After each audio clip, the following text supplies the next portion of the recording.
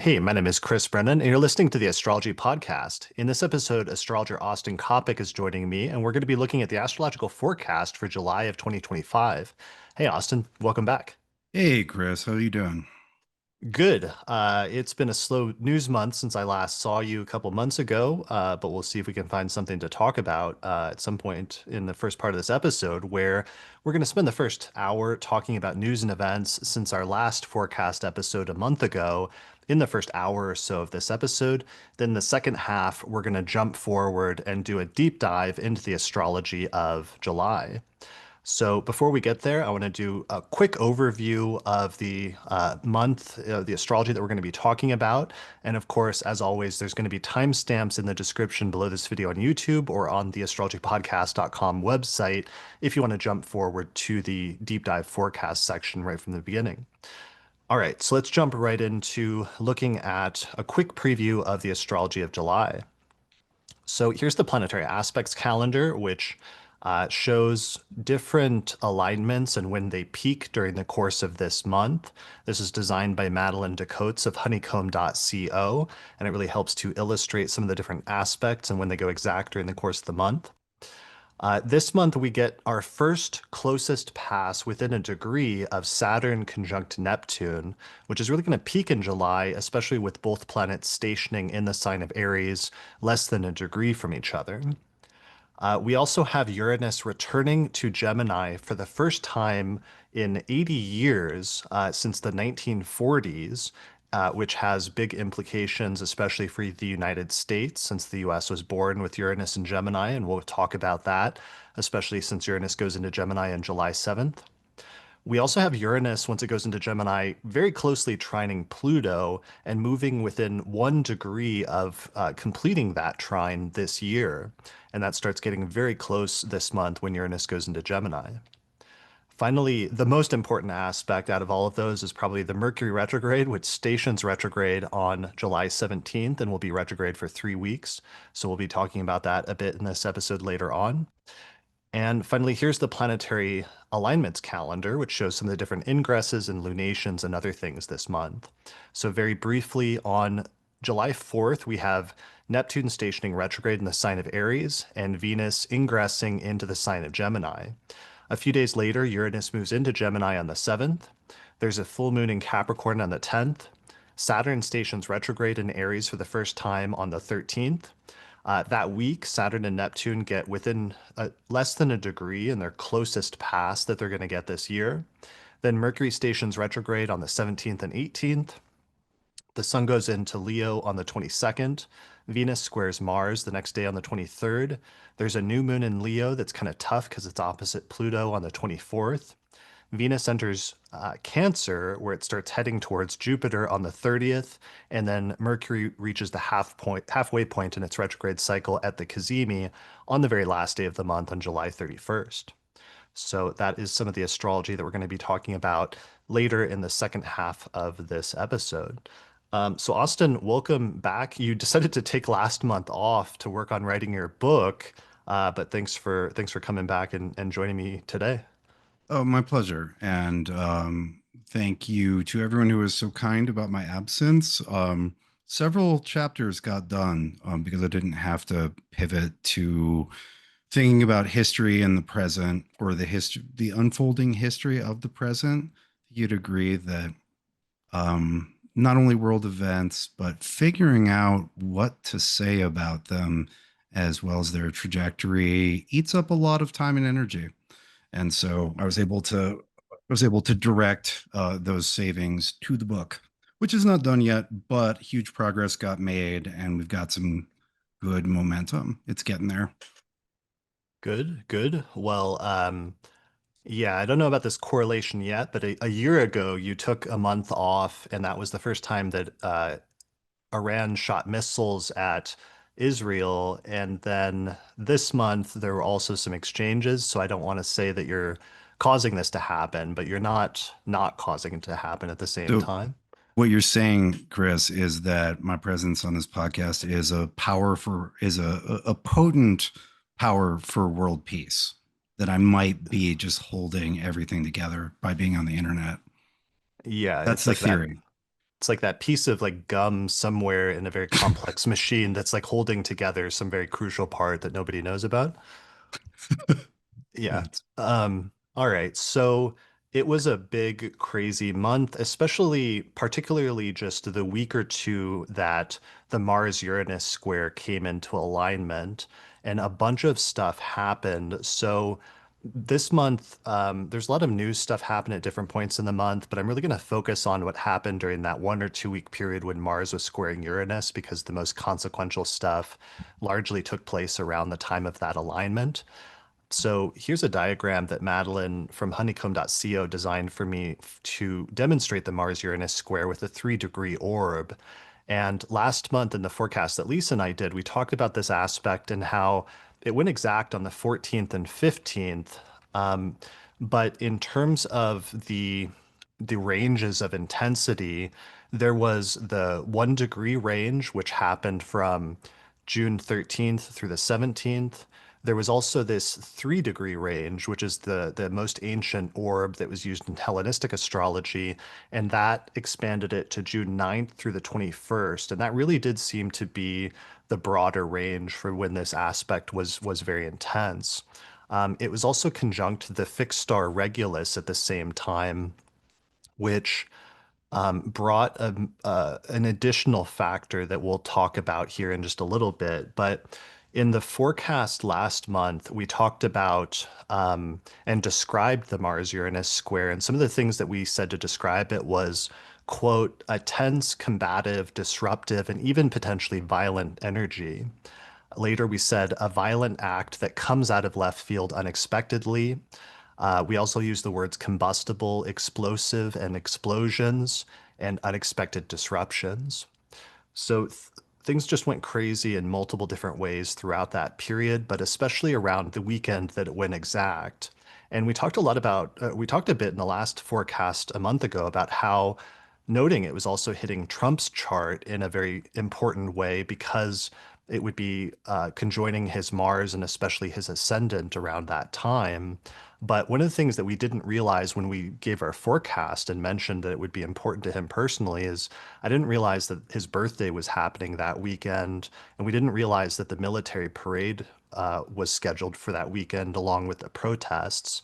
So it's kind of funny looking at that forecast and the things that we actually said and predicted, realizing that we weren't just saying some of those things because we knew some of that stuff was already scheduled, but just purely based on the astrology. So here's a short list of the stuff that happened really close to the Mars-Uranus conjunction that or square that weekend. So the first thing was that Israel launched a surprise attack on Iran on June 12th slash 13th. That was late on the 12th here in like the US when we heard about it, but it was already June 13th when the attack was actually launched.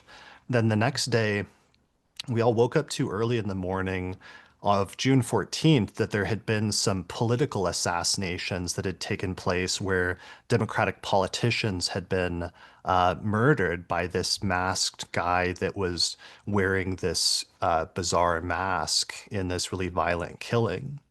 Then later that day, most of the news was dominated by the No Kings protests on June 14th, which were protests against Donald Trump and against the military parade that then he ended up holding later that day, starting in the evening when he had a military parade in Washington, D.C., with like tanks rolling down the street in D.C., supposedly to celebrate the 250th anniversary of the Army, but also because it was his birthday and he'd been trying to hold a military parade for quite some time, for several years now. So then, after that, there was this tension about whether the U.S. would bomb Iran and fully join what Israel was doing for days. And that eventually culminated on June 21st when the U.S. did bomb Iran and especially some of the nuclear sites there. And then, bizarrely, just 2 days later, right on the Jupiter Cazimi, when the sun conjoined Jupiter, Trump announced a ceasefire, and there was some sort of limited currently theoretically holding ceasefire, although we'll see how that goes. So it was truly an insane weekend just with those events alone, and it was all centered on this Mars Uranus um, square, which was pretty crazy. Were you tracking all this at the time, Austin? Yeah, I was actually I was working on the Deccan's book, and I took the opportunity during that period to take another look at the third decan of Leo, which in both the primary systems is ruled by Mars. And so Mars in the third decan of Leo, where all of this happened, was like we should you should see that decan's full power unlocked by that planet being there. And so I was tripping out. And Trump also has that natally. Um, the As I wrote in the first edition and am expanding on the second, that decan is about literally gathering either predatory animals or gathering together, rousing the aggressive animal spirits, either within animals or within humans, but gathering together a force and making a display. The symbol I abbreviated it with in the first edition was the banner. It's like the power to gather and mobilize through the use of emblems, right? And it's a very, how should we say, morally ambivalent decan, because you it's usually gathering together a large and destructive force and then motivating them. Um, so there's more to that, but I was tripping out on how literal all of the Leo Mars and Leo 3 stuff was. It's something I noted in 2015 when Trump was running for the presidency, and we saw the natal chart with that Mars in its own decan on the ascendant. And with the power to gather together beasts to destroy the town, I thought that was kind of how should we say, a hot take on his ability to gather people together for rallies, which were, much talked about and very large at the time. So yeah, I was tripping out on Mars and Leo 3. Yeah, for sure. And I want to talk more about that and talk about Regulus. Let's get into the first story because I wanted to drill down on each of these stories Yeah, individually. they each deserve their own space. Yeah. So the first one I want to talk about primarily is Iran, where Oh, on good job, by the way. Good job with Iran. You've thank you, been and talking the about prediction. Iran. But you've held fast to that for, I don't know, a year or at least 9 months.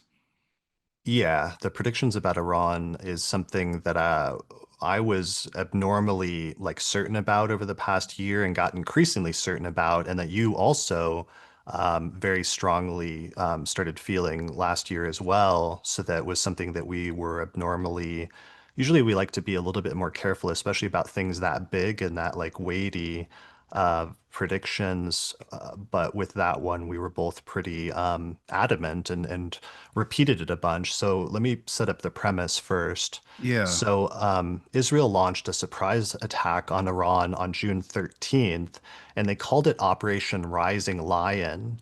And I thought this was really striking because we've seen lion symbolism come up at least three different places over the past month. In the last forecast, we talked about how with Mars transiting Leo, the Pope chose the name Leo, which means the lion, just last month. Also, that Minnesota assassin had a company that was called the Red Lion Group.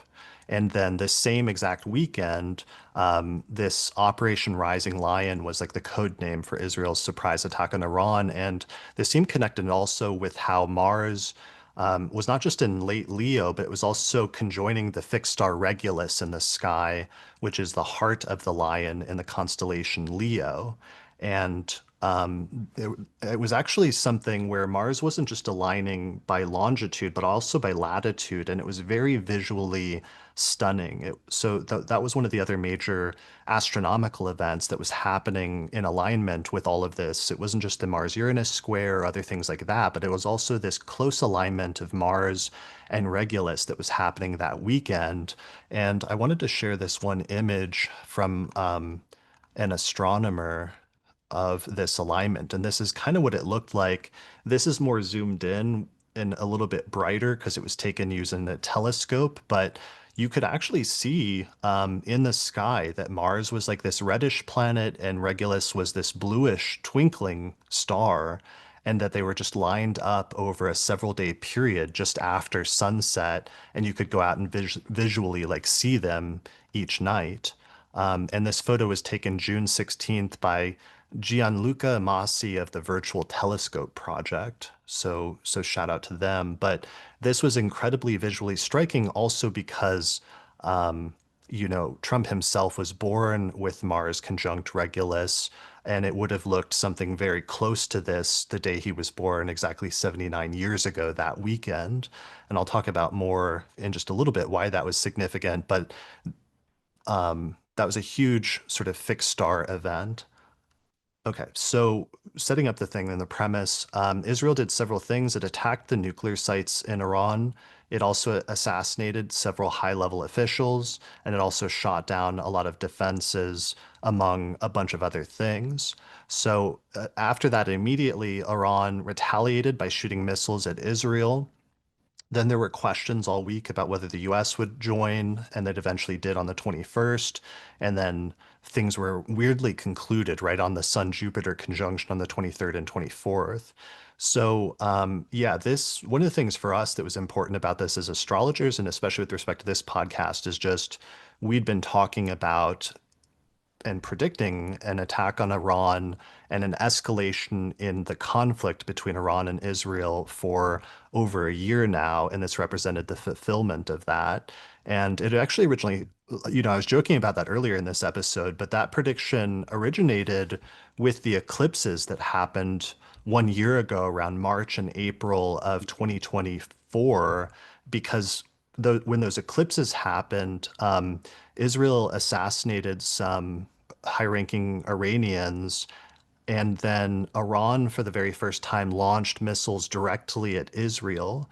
And if you go back and listen to the forecast episode I did in April of 2024, after that, I said, like, this is one of those things that seems minor right now, but I think this is an omen of something that could become more significant in the future. And we'll look back on this in retrospect and realize that this was the starting point. And then I said, we'll have to check in 6 months in the next set of eclipses. And if there's an escalation, then it could be, indicating it's going somewhere. So then we checked in again 6 months later. There was another eclipse season. And right on one of those eclipses, that's when Israel did the Lebanon pager attack. Hmm. And like right on one of those eclipses, but also on the other eclipse, Iran launched missiles at Israel again in retaliation for some recent assassinations. So there was another continuation of this like open conflict on that eclipse season.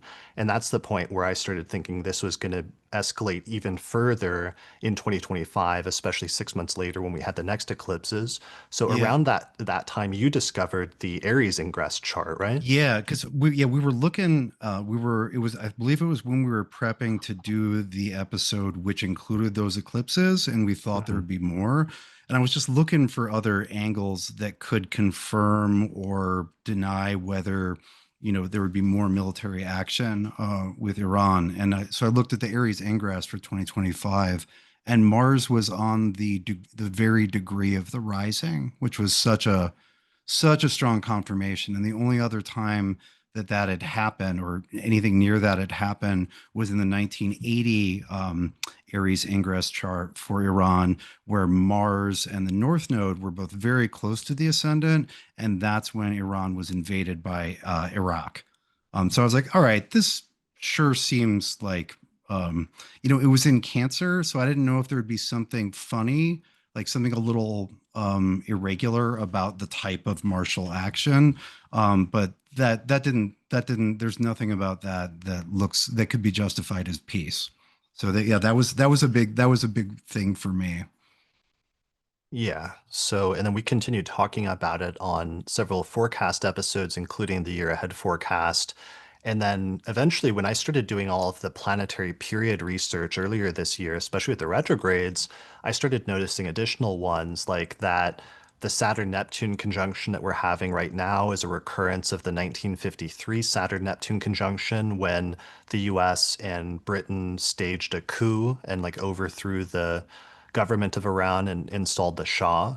And then I also noticed on, I believe it was the Mars retrograde episode and the forecast that came out after that, I mentioned that This year, we were having a bunch of recurrences from 1978, which is when the Iranian Revolution actually first started. Mm-hmm. And the recurrences was a Mars retrograde in Cancer and Leo, Jupiter moving from Gemini into Cancer, Mm-hmm. and an eclipse having just taken place in Aries, and then starting to move into the subsequent signs of Pisces and Virgo. So it's an exact repetition, which just further emphasized to me that this is going to be a really important year and potentially an important turning point in the history of Iran, which then confirmed some of the things we were seeing with the eclipses.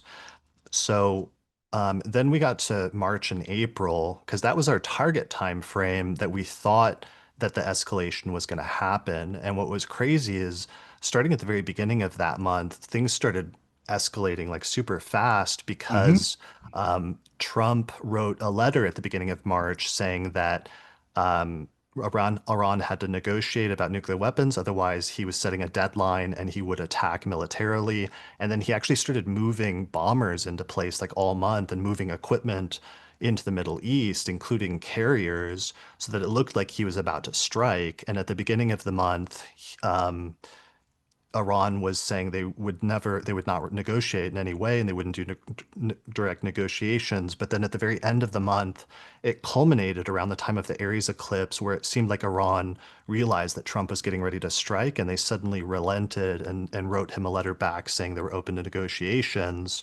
And then a period of negotiations began in April. And what's a little interesting is you and I were a little surprised that the escalation didn't happen that we were expecting in March and April. But then at that point, we gave some other target time frames. And one of the last statements I made about it was I was really going to be paying close attention to the Saturn ingress into Aries because we had already established that Aries was really important for Iran, both because its leader was born around a solar eclipse in Aries, as well as the country itself has Aries in its sort of country signature, as well Well, as the yeah, and it's the chart for the government of Iran since 1979, once it was established after the revolution, has the sun in Aries and it has Leo rising. So that sun in Aries is also the ascendant ruler. So that the right. Aries was doubly important as a signature for Iran. Yeah. So that was the last statement that I made about Iran was I was waiting for that ingress in late May and early June and expecting that to be one of the next triggers. And then the Mars Saturn opposition later this summer was also mentioned as a possibility that you were really concerned about as well. And that's one that's still coming up. Yeah, and so yeah, part of my thinking on time frames was one, like you, or I think we both thought, I certainly thought things would get going a little bit earlier because the Aries ingress chart which occurred what March 21st, is theoretically valid for a year, or if you use a particular sub rule, at least the first 3 months of that year, starting on the equinox if it's a cardinal rising. And so Hmm. that has time to play out. And the solar eclipse very near Iran's sun also theoretically has 6 months to play out. But I thought that with all of the chaos underway, that it would get sparked sooner rather than later. And so once we were fully out of once we were out of April, I was like, oh, I guess it's just going to be a while. And so my mistake was certainly not looking at the Mars square to Uranus, which is when this all played out and is in Iran's first house and is near Regulus, and in retrospect was exactly the next date to look at it. And I'll stand by the Mars Saturn opposition in August as a shit pops off date, but we didn't need to get there for a serious escalation with Iran, both from Israel and more ominously with the United States. Yeah. Well, one of the things about March that I realized in retrospect is that probably was the point when Trump made the decision to attack Iran and set the things in motion to do that, because that's when he started moving the bombers to like Diego Garcia, the B-2 Yeah. bombers.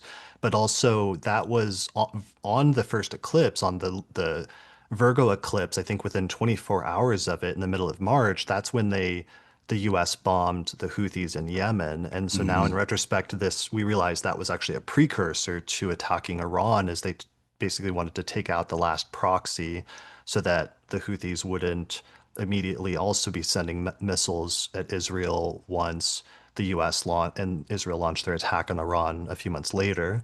So that, but also, a funny thing about that, remember that Mercury retrograde that happened and the signal chats were leaked Oh yeah. about the Houthi attack. It was Hmm. something I was thinking at the time, whereas immediately when that was leaked, I was wondering if any references to an Iran attack were in that. And I think they just lucked out, basically, that they were probably already planning it at that point, and there were probably other discussions, but only the ones related to the Houthis and to Yemen, that operation leaked. Another interesting thing now that we can see in retrospect is you and I had pointed out how rough that Mars-Pluto opposition looked when it hit its final exact aspect later in April. And then there ended up being this huge explosion in Iran at that Hmm. time in a port city that killed a lot of people. And we can now probably guess or infer, I think, in retrospect, what we already suspected, which is that that was probably some sort of like covert operation that was like a precursor to this.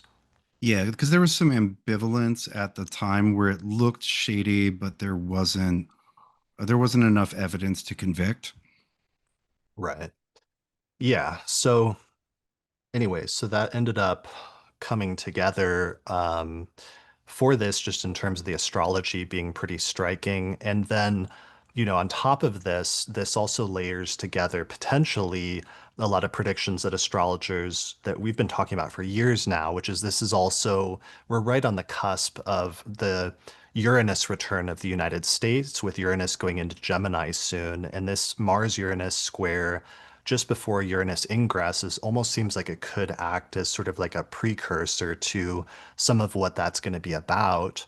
And I did full episodes on that back in 2013, and I went back and listened to it. It ends with like Nick Dig Best talking about a war starting in 2025 when this ingress takes place. And then we also had a larger discussion in 2022. So that's something we'll talk about more later this episode because that ingress is starting on July 7th.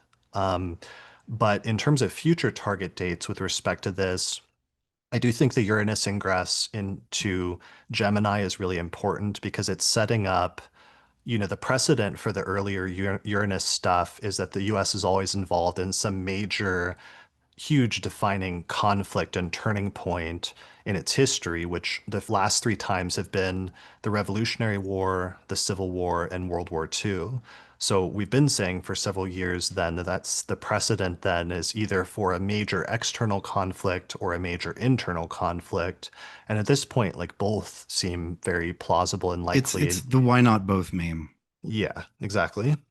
So the Uranus return is something that we have to process into this, that this may be part of a larger conflict that may evolve over the next several years, the next 7 years, basically. I know you're still have your eye very closely on that Mars-Saturn opposition that goes exact in August, right? Yeah, that is. I think that's about as hot as it gets this year. And it's not just that it's a Mars Saturn opposition, which is quite meaningful in and of itself. It's that it's Mars opposite the Saturn Neptune conjunction, right, which is very close at that point, and it's Mars in an almost perfect trine with our newly ingressed Uranus and Gemini. Right, so it's a very harmonious, mutually enforcing aspect. It's the first aspect the perfect aspect that Mars will make with that Uranus, right? So it's the Mm. first Mars Uranus contact. And as we know, Mars Uranus is quite explosive and often violent. And it also puts Mars in an almost perfect trine with Pluto at the same time. And so that's an awful lot, and it looks like if you look at the chart, it looks like a bow and arrow with Mars Saturn being the arrow. And so fortunately, things move out of alignment in September and we get back to Saturn, Neptune, and Pisces problems rather than Saturn and Neptune and Aries problems. But yeah, looking for that sort of looking been looking hard at that first half of August configuration with Mars Saturn. Yeah, and for me, one of the next things I'm looking at also, besides the Uranus ingress, is eclipse season in September when we get our next set of eclipses, which are going to be fully in Pisces and Virgo. And even though we understood how the Aries Libra eclipse series was super tied in with Israel and Iran, especially uh, because of for various reasons. There have been already some precedent where escalations have been happening in this new series that's shifted to Pisces and Virgo. And so I do have a question of whether there's not a continuation, escalation of some of those pieces. Because, for example, like I said, almost a year ago, last fall, the Lebanon pager attack, the Hezbollah pager attack happened right on an eclipse in Virgo, or sorry, it was in Pisces actually. And then in March, the US bombing Yemen and the Houthis was right on the eclipse in Virgo. So some sort of continuation and escalation of some of those themes to me seems likely in the September timeframe also. Yeah, and maybe it'll be like with those, it'll be back to Iran, back to conflict with Iran's proxies or allied forces rather than direct conflict with Iran, which might need to wait for 2026. Um, yeah. We'll see. We'll see. Um, All right, so that is the core thing I wanted to do talking about Iran. I wanted to move on and talk about some of the other crazy stuff that happened that weekend and sort of group them all together, which is like the No Kings protest, the military parade, and the assassinations. So June 14th was Trump's birthday, where he turned 79 years old, and he scheduled a military parade for that day. And like I said, it was ostensibly to celebrate the 250th anniversary of the creation of the army, which I looked up the date, and the creation date was supposed to be June 14th, 1775. And what was interesting about that is that Mars was in Virgo at that time, just Mm. coming off of a retrograde where it had stationed direct in late Leo. Oh, really? So, yeah, so this actually was an interesting recurrence of that, just coming off of a retrograde in Leo 250 years later. So for Trump's birthday, 79 years old is actually the Babylonian goal year period for Mars. And so this is an extremely close recurrence of Mars coming off of a retrograde in Leo and Cancer and being very late in the sign and conjunct Regulus in late Leo, that happened in June of 1946 when he was born. So what's crazy about this was like the fruition of an aspect and a recurrence that I first stumbled upon the night before we recorded the 2024 year ahead forecast in December of 2023, when I was asking Nick about this upcoming Mars retrograde, Nick Diggin Best, and he pointed out this 79-year recurrence to me. And when I saw how that lined up with Trump's chart, you can actually see me be like visibly sort of shook up about it in that forecast episode for the year ahead for 2024, because I got a understanding of the implication of what that meant in terms of like the presidential election and everything else in the coming year. And you can still go back and watch that in the 2024 year ahead forecast. So this recurrence, though, on that very day of his birthday, represented the full activation of the natal potential of that Mars placement. And I think that's really fascinating because Mars has always, at its core, traditionally been associated with both the military as well as war. And you have like a military parade and Trump getting involved in launching potentially a major conflict with Iran that same weekend, which was pretty striking astrologically.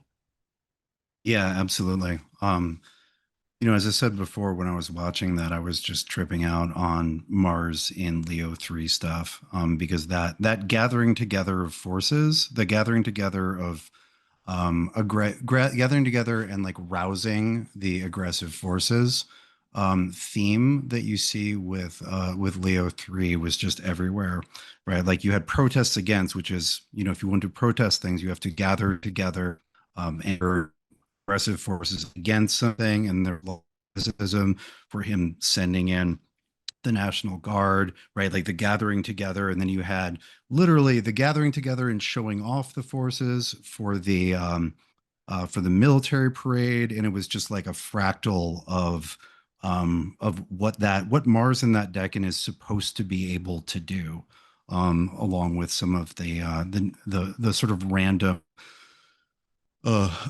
news stories that you'd gather together where animals came together to do violence. But yeah, Yeah, yeah. anyway, I guess just to cap that off, and we were discussing this, and you were emphasizing to me the Babylonian goal year period of Mars for him. It made more sense that you would have that natal position, not just very evident during the return, but like fractally evident all over the place, against him and for him and in five other places. It was like a hyper activation of a natal position, right? Like literally a once in a lifetime level strength of activation. Yeah, absolutely. Because that, that fixed star itself, traditionally in Hellenistic astrology, Regulus is associated with Mars and Jupiter, and the star is Hmm. said to be a blend of Mars and Jupiter. And some of the delineations of it are often martial, like generals, commanders, and other things like that are some of the delineations that are given in some of the ancient texts. And in this, we're seeing this impulse on some level that Trump has always had with that Mars on the ascendant, but now coming into it in this more full way of somebody that is um, military minded and also willing to unleash some of that now, especially having almost unchecked power to a certain extent, and like what the impulse will be in some instances then when presented with like the opportunity. So this is a really striking example of that, and just striking that the day he was born, there was also a similar alignment between Mars and Regulus in the sky, and that sometimes the seeds for things are laid very far in the past, but when you have that recurrence, the fruition takes place. Yeah, yeah, it's a good example of that. It's a good example of the activation of the natal promise, writ extremely large and loud. Yeah, so another part of the natal promise that I found very fascinating is Regulus. I just did the Mesopotamian astrology episode a month ago, and in that I got a translation of this text from 1000 BCE, so from 3000 years ago in the Mesopotamian tradition, and it talks about the fixed stars. It's called the Mola Pin, and it's an astronomical slash astrological text. And when it gets to Regulus, several times it gives a name to Regulus, as it calls it the king. Hmm. And what I found fascinating about that is then that weekend, while that Mars alignment with Regulus is happening on Trump's birthday, there's also these wide scale protests across the United States, and they actually called them the No Kings protests. And these ended up being estimated. Some of the analysis was that these were estimated to be among the largest protests in US history, and I thought that was an interesting additional manifestation of the Mars Regulus alignment as well as squaring Uranus. Because, with malefics, one of the things you get sometimes is a negation of something, that it says no to something Mars and Saturn do. And having it aligned with Regulus while squaring Uranus, and you have these huge protests that are called the No Kings protest. Like that just seems very perfect to me. I can't think of a more perfect and literal alignment. Yeah, absolutely. Well, and even the name Regulus, which we should be pronouncing Regulus because it's the same reg as in regent. Like it's literally Mm. Regulus is just a rephrasing of the king, right? It's reg as in regent. I can't bring myself to say Regulus, but no, dear viewer, that I know I'm supposed to. Yeah, and so Mars attacking the star named the King, I agree, is pretty stark, and it also has Pluto in Aquarius vibes as far as what supports that in the slower moving background.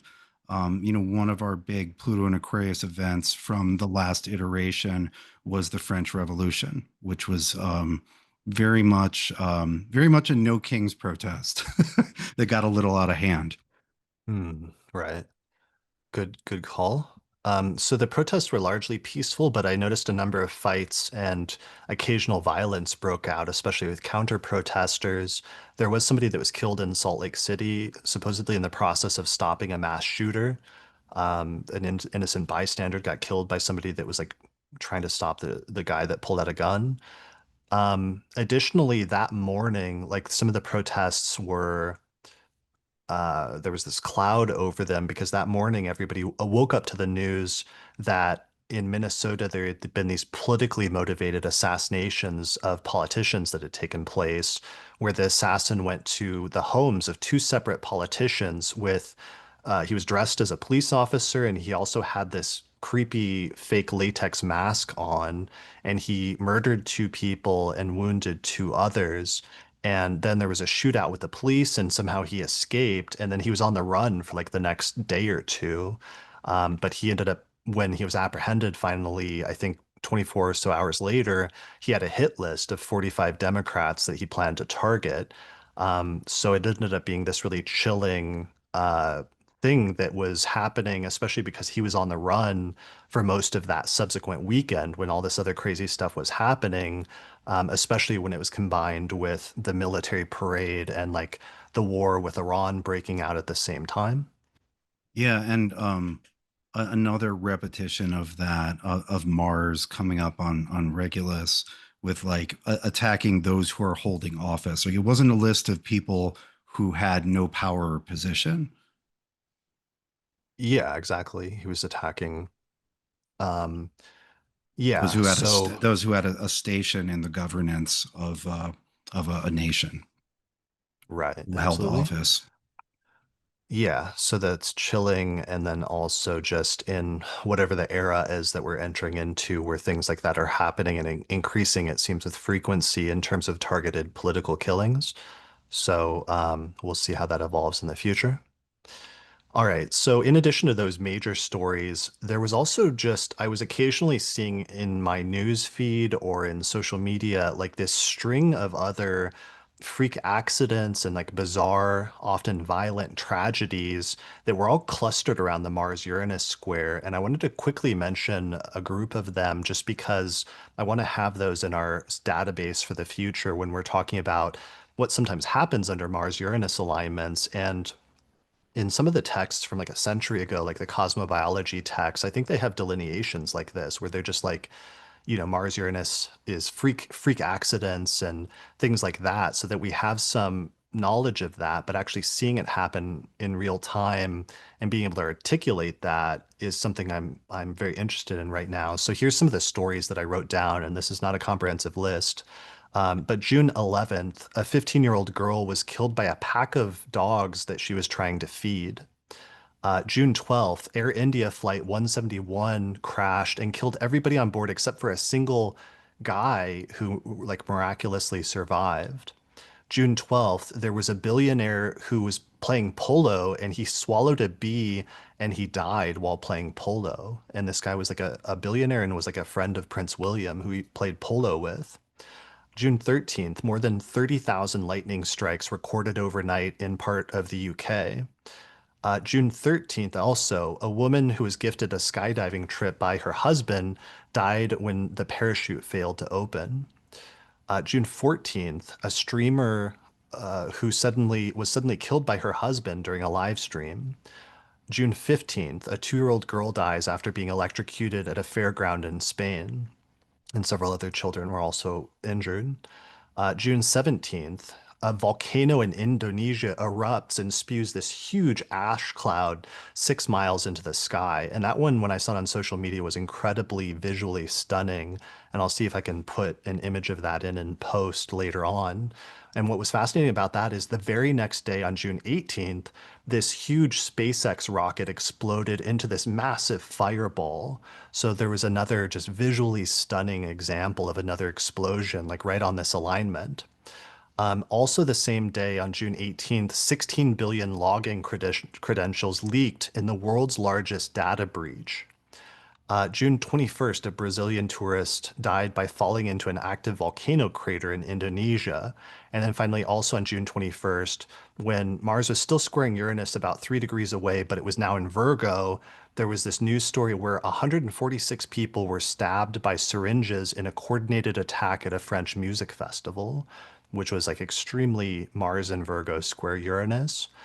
So I just wanted to mention those because this isn't even a comprehensive list, but there's some underlying theme of just these weird and bizarre, violent events and explosive events that were like taking place all in alignment with that square. And I think that's really important to understand in terms of the potential of why we describe these alignments sometimes the way that we do.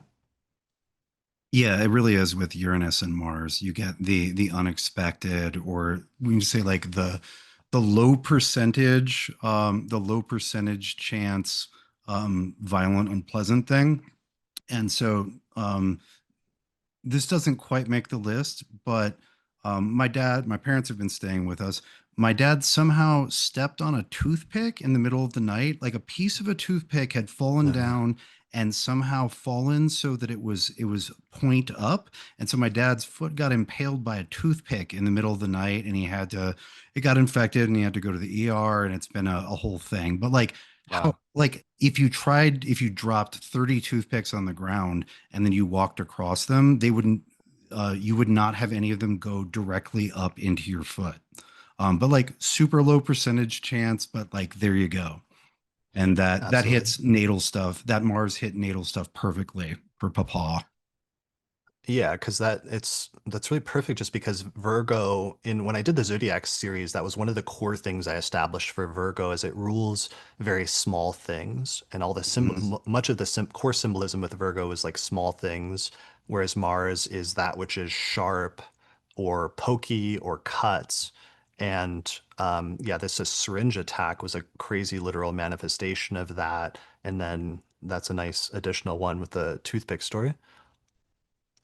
Yeah, so I wanted to mention this because one of the things about this Mars-Uranus alignment is it suddenly made me remember the last time we had a really striking Mars-Uranus alignment was the conjunction that occurred last summer in like July of 2024, where there was also this string of wild stories that happened very close together in time, all very close to the Mars-Uranus conjunction that was happening in Taurus.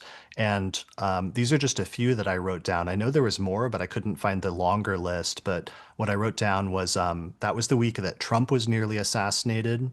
It was the week that Trump picked his vice president, and then he had a huge court case suddenly dismissed, which had been hanging over him and could have prevented him from like running in the presidential election. Suddenly just got dismissed out of nowhere. That was the week also that Biden suddenly got COVID and then started facing a revolt in his own party, which eventually culminated in Biden dropping out of the race unexpectedly or somewhat suddenly at the very tail end of that alignment. And then finally, that week there was the largest tech outage in history when there was this like Windows update that got pushed to millions and millions of computers that crashed all of them all over the world, which is a very interesting comparison with one of the stories I just mentioned about the 16 billion login credentials leaked in the world's largest data breach that just occurred here. So yeah, those Mars Uranus alignments, those hard aspects, you really gotta keep an eye Yeah. on them. And so, we can all look forward to the next exact conjunction of Mars and Uranus, the first one in Gemini, which will be on July 4th of 2026. I'm Wow. sure nothing will happen. I'm sure it'll be a slow news week. Yeah, that's crazy. Okay. Yeah, so we're gonna have to talk about that a lot in our year ahead forecast. Yeah. Well, and that'll probably partially be a recurrence of the US's natal signature, which is Mars conjunct Uranus and Gemini. Yeah. And that's one of the reasons why these are so important and why the Uranus return is so important for the US especially is because it has that Mars Uranus signature like built into its very birth chart and like DNA. Yeah, Uranus and Gemini isn't inherently peaceful, but the chart reason that the U.S. is always doing a big conflict whenever Uranus comes back to Gemini is because the United States has Mars with Uranus. right? And so whenever it's Uranus return, it's Mars with Uranus return. Yeah, yeah. Um, okay. I don't really have any other major news stories. Do you have anything? No, I think that's the big stuff. Okay, cool. Well, do you want to do any other reflection about the prediction stuff, or shall we move on? I guess in on reflection, we got it. It was interesting because we both there were different factors that made us how should we say, moved us from suspicion to certainty. And we both got it almost exactly right, but kind of missed that last piece of timing. We got really close with the big escalation with Iran, but we didn't pick the middle. We didn't pick the Mars Uranus square in the middle of June, which kind of seems like a gimme in retrospect. I honestly think I was just tired of talking about Mars with the Mars, with Mars in Leo and in Cancer for God, like 8 months. And I was like, oh, if it hasn't happened, then it's not going to happen. But in retrospect, like that square with Uranus at the end of the sign was absolutely a good place to further fine tune the prediction. So close, but Yeah. half a cigar. I don't know, half, but no cigar, maybe half a pack of cigarettes. Yeah, I feel really good about it, and that I put together a list of clips because I went back afterwards to put together the clips to see what we did say and see the evolution of that. And I was thinking about putting that out as a super clip with commentary in between to explain the evolution of our thinking. I just didn't because when I did the cut, it ended up being like an hour or like an hour and a half long with just the clips because of how many episodes we had talked about it on. So I'm still going to decide if I'm going to go back and do that. But I kind of want to do it just to show the evolution of our thinking and how we came to how the prediction was grounded in things that we were thinking and seeing and observing and making inferences from as we saw them. And was really actually really impressive when you see it all put together in the many different episodes. Yeah, but how it's nice to be able to say we called something, but then also have the humility to say like we didn't have the exact like date of the Mars Uranus thing, which yeah, if we had all if I had also like been thinking more about Trump's birthday and some of that other stuff, although even that, like it's kind of wild that they ended up scheduling it for the attack to happen the day before like Trump's birthday and military parade is pretty wild in and of itself. Yeah. Well, I mean, it's that it points towards that manner of thinking where once someone is installed as having a high or highest position in a country, their natal chart can tell you about the country in a way that it wouldn't otherwise. Yeah, and that you have to pay attention to that chart because it starts representing the chart of everybody. Yeah, or yeah, the actions of the country, right? A chief executive, right, is the one who executes or decides what the organs and limbs of the country will do. So their mental state, actions, et cetera, as described by the natal charts activation matter in a way that it didn't used to. Yeah. Well, and that was also relevant because there were multiple overlapping ways where that was true because Israel has Mars at 28 Leo in its birth chart, so that was also getting Right. perfectly activated at that time. Oh, that's a great point. With Saturn and Pluto in the same sign. Right. Yeah. So, yeah, it's a really good example also of how there, like a prediction becomes more certain when you see multiple different things Mhm. indicating something similar from different perspectives. And I think that's why it's useful also to take into account the different angles that are possible to you for predictive things. Where, for example, in this prediction, we took into account eclipses and like seeing the repeated repetition with Mhm. eclipses. We took into account the Aries ingress chart for, in this instance, Tehran and how Mars was exactly on the degree of the ascendant, as well as your research into when the last time was that that happened and that a Right. major war was initiated. We took into account recurrences of other planetary things that are happening this year that happened at other important turning points in Iranian history, like the 1953 coup with the Saturn Neptune conjunction and the 1978 revolution that coincided with the Mars retrograde in Leo, as well as eclipses in Aries. So that's like multiple different And predictive the angles. yeah, and the natal chart of this incarnate the post revolution 1979 chart for Iran, and the way that was getting lit up by those eclipses and by Mars, et cetera, et cetera. Right. And then finally, we also had in the back of our mind the Uranus return of the United States and the precedent of a major war often coinciding with those transits, as well as, and yeah, and then the very last piece, I think if we had thought more, because the Mars-Uranus conjunction, because it was so prominent in Y- Trump's 10th house last year, was so prominent last summer, if we'd like remembered and reviewed that a little bit more, I think we would have been even more Yeah, focused on that I this think month. if we didn't have 75 other things to think really hard about, we would have gotten there. But we Yeah. did. That's my Yeah. excuse, and I'm sticking to it. It's a good one. All right. Well, I feel good. So, yeah, I think that's good then for our review and for our news section. So, why don't we take a little break?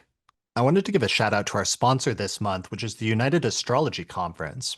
So, the United Astrology Conference is happening September 3rd through the 9th in Chicago in 2026. The United Astrology Conference, which is also known as UAC, is the biggest astrological conference in the world, and it's typically held every 4 years since the 1980s. But this time it's back for the first time in 8 years, with the last one being in 2018. Join thousands of astrologers for an unforgettable experience of discovery, collaboration, and expansion. UAC is the place to be to sharpen your skills, connect with other astrologers, deepen your insights, and grow your astrological business. It's the world's biggest astrology conference, and here's some stats. So there's 5 astrology-packed days. They're expecting more than 1,500 people from all around the world of all different levels and astrological interests. There's going to be 186 speakers giving lectures, with over 270 lectures plus 200 informal lunchtime lectures. 15 different tracks, including the essentials of astrology, health and wellness, relationships, finance, economics, Vedic astrology, traditional astrology, mundane, horary, and more. There's 6 pre-conference workshops and 6 post-conference workshops, and there's an opening ceremony keynote lecture given by Chani Nicholas. It's also happening in the vibrant city of Chicago, and there's going to be nightly entertainment and many other events. The United Astrology Conference is brought to you by the AFA, ESAR, NCGR, and OPA, along with ACVA and AYA. These organizations are holding exams and also hosting member events all week. Early registration starts on August 18th, 2025, and note that members of the sponsoring organizations receive a registration discount. For more information about the conference and accommodations, visit uacastrology.com, and I'll put a link to that in the description for this episode below the video on YouTube or on the podcast website.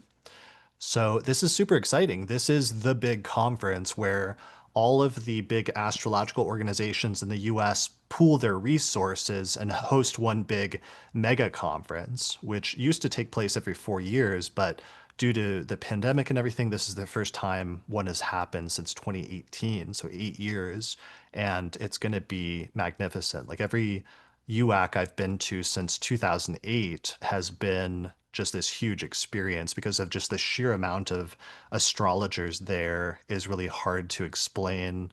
Having more than 1,000 astrologers in one place for a week, doing all these lectures and workshops and meeting and talking, it's really a great experience. Yeah, it's mm, yeah, magnificent. Yeah, it's being in like in a good way drowned in a sea of astrology. Like I made it to 2018 and 2012. I didn't make it to 2008. But both of those were so memorable. And I'll be there. I've got 2 lectures and a workshop, so I will be one of the 286, 76 speakers, whatever that was. Right. Um, but yeah, I'm really looking forward to it. There was, we fretted behind closed doors about when and if it would happen again because COVID was such an interruption. And it's such a monumental feat of organization to get it all together. It's very reassuring that it's actually happening again.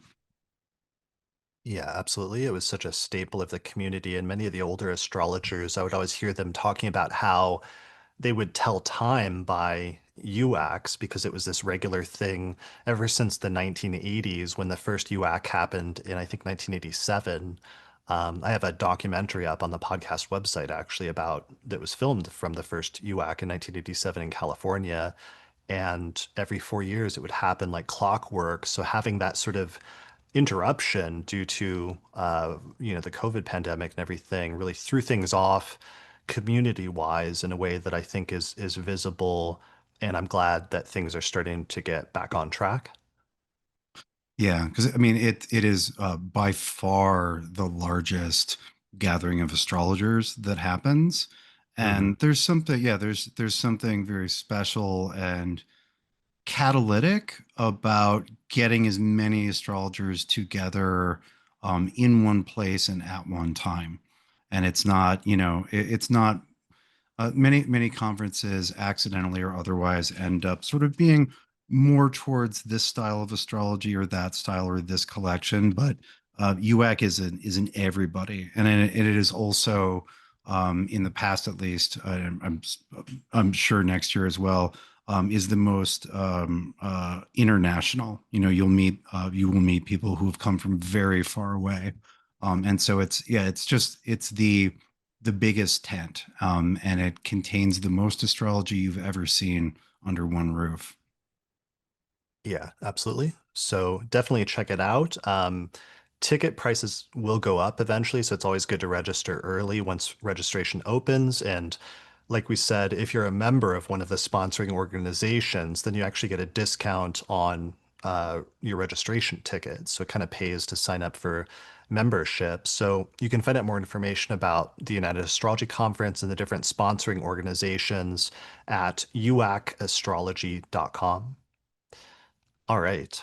So shout out to them. I also wanted to mention here in the this announcement section that I'm doing a summer sale on my Hellenistic astrology course where I'm doing a 15% off sale only for 2 weeks from now until July 14th. And if you want to get that 15% discount, just use the promo code Jupiter during checkout and it will give you 15% off the price of the course. We've been doing some great monthly webinars recently where we've been focused on the reading charts and doing the retrograde cycle of like Venus and Mars and learning some really deep things in some of those course webinars. But this month, I think I'm going to move more into also doing some like chart reading ones about what are your first steps when you sit down and want to read a birth chart and start synthesizing the techniques and using it in practice. In terms of like what are the first things you should look at when you're reading a birth chart and doing some live demonstrations with that starting probably at the first webinar here in July on one of the first weekends. So if you want to sign up, that's where I teach all of my predictive techniques for natal astrology and how to read a birth chart. So I'd recommend taking advantage of this sale because it's very rare that I do one. Sounds good. Yeah, so you can find out more information at theastrologyschool.com. All right, I think that's good for news and announcements. Why don't we transition now into talking about the forecast for July? Yeah. Let's do it. All right, so this is really tricky because there's a lot of stuff happening this month. It's kind of a tough month, like especially for electional astrology. It's not the toughest month. It's just not a particularly good month for electional astrology, as I'll explain later. But it's a little hard to prioritize what to start with because there's so much stuff happening this month.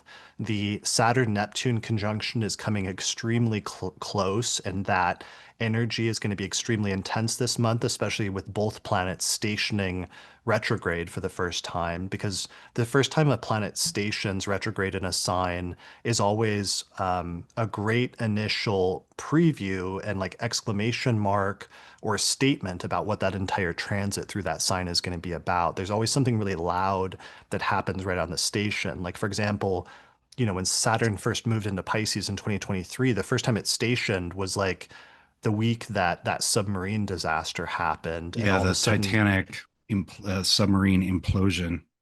yeah, so all of a sudden everybody was like talking about this like horror story scenario of like what if you're t trapped a mile under the ocean in this little thing and all of a sudden you're stuck there or something like that. Because at Right. first for the first week we thought those people were like trapped, and so it was this hypothetical like horror story scenario. It's literally, got everyone thinking about the tremendous weight of water, which it's Saturn, right? Which is being trapped, which is weight. It's in Pisces. It was water. It was the ocean. So yeah, we'll see what the far too literal manifestation of Saturn's first station in Aries looks like. Yeah, so those stationary dates are going to be, interestingly, July 4th for Neptune and then July 13th for Saturn. But also this month, they come within a degree of each other in their closest pass this year in 2025 without going exact. And so we're going to see a peak intensity of that energy of Saturn Neptune, which has to do with these dissolving boundaries between what's real and what's not real, between fantasy versus reality, but between what's true and like grounded in something real versus what's imaginary and like grounded in a lack of facts.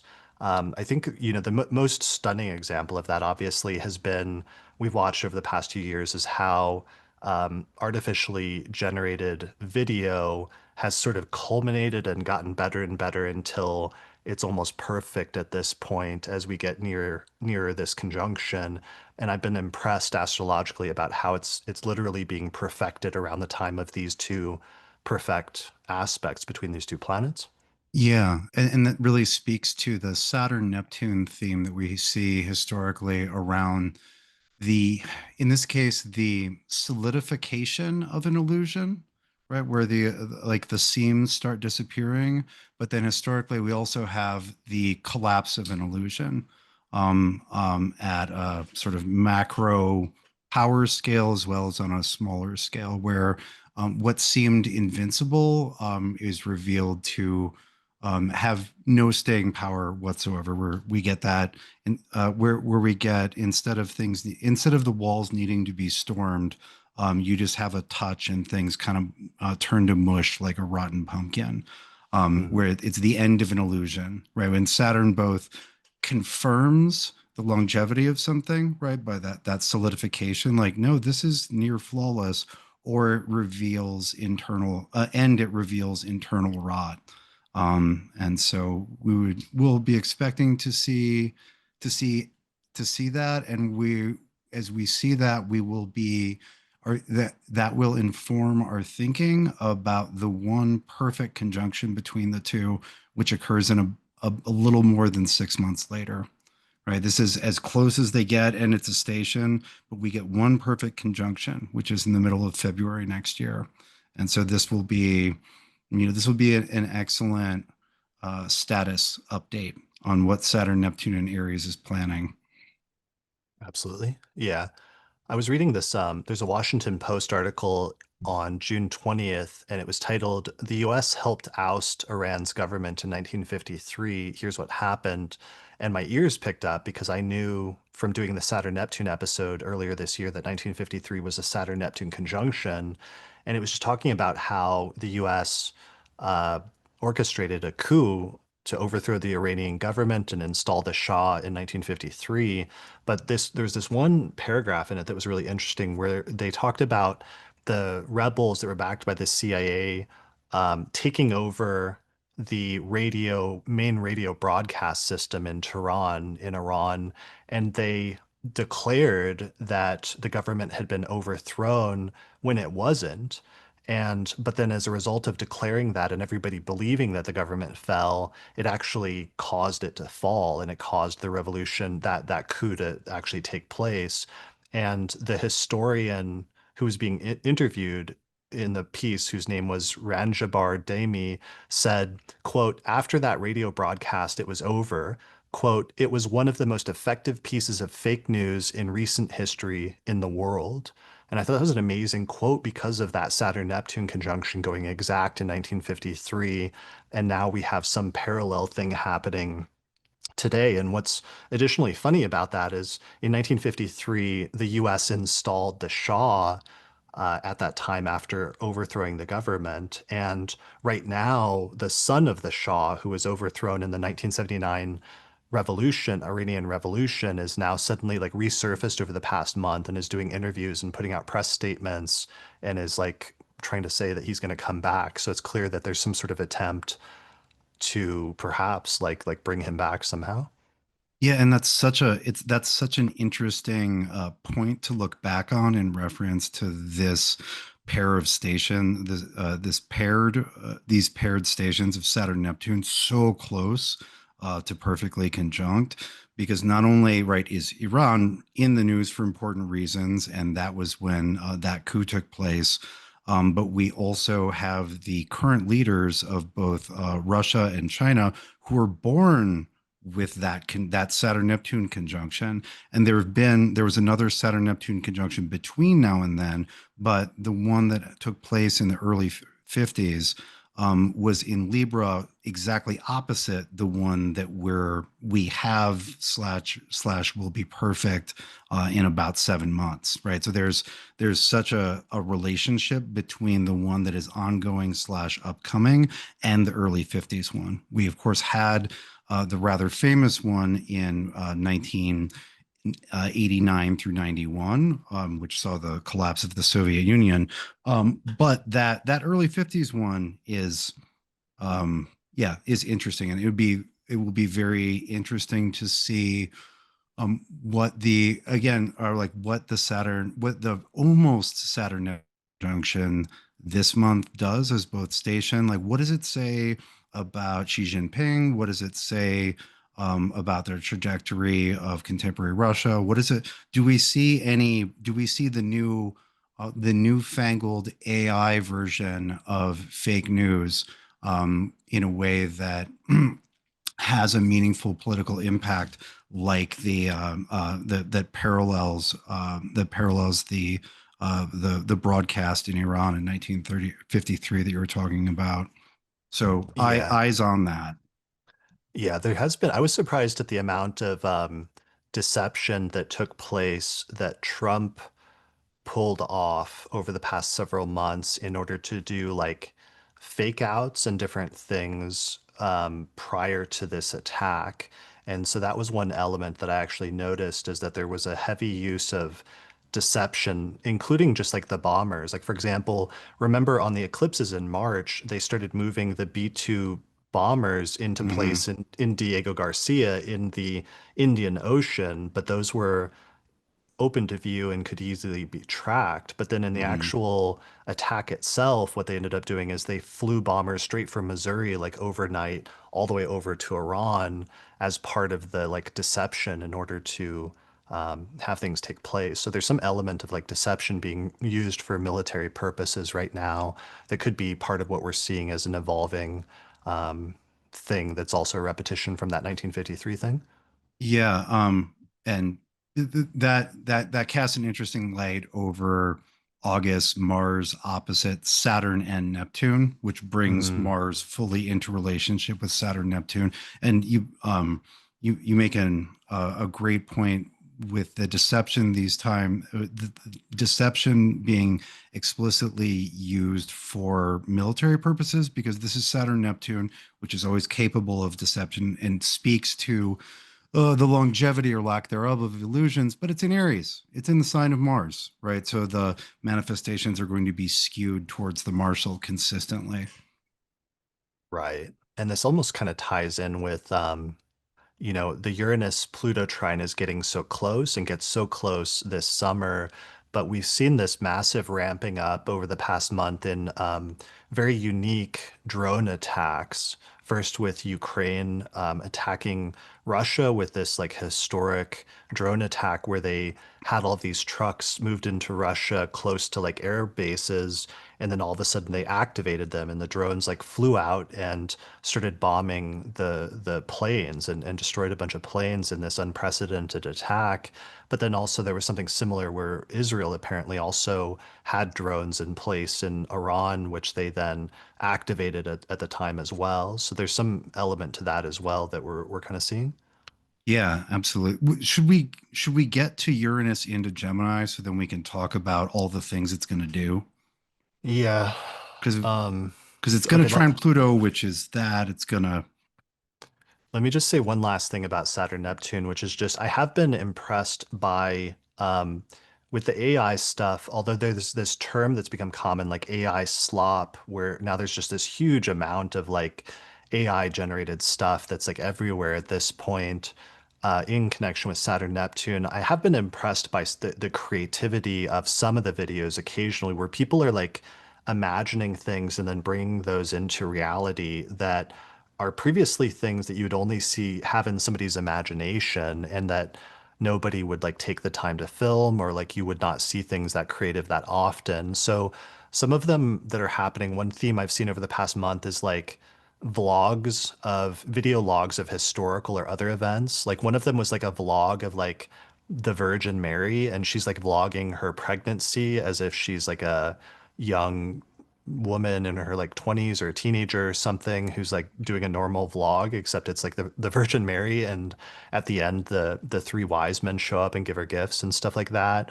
Or there's another that is like stormtroopers that are vlogging about how they just got an order to go to the forest moon of Endor for what should be a pretty easy job. And like little things like that. Or elsewhere, there were these ASMR videos of like glass fruit being cut, and just like the sound, because now it's sound, but also the imagery of that you're seeing something that previously could only be imagined, but all of a sudden somebody's like bringing it into life in some way. And the level of creativity involved in that, I think there's some element of that that I'm kind of impressed by, that how closely it's coinciding with the Saturn and Neptune. Yeah, yeah, it's like the maturation or a further maturation of that set of tools. And when you put those tools in the right hands, you get works that you probably wouldn't have otherwise seen, or that would have taken scores of hours more time.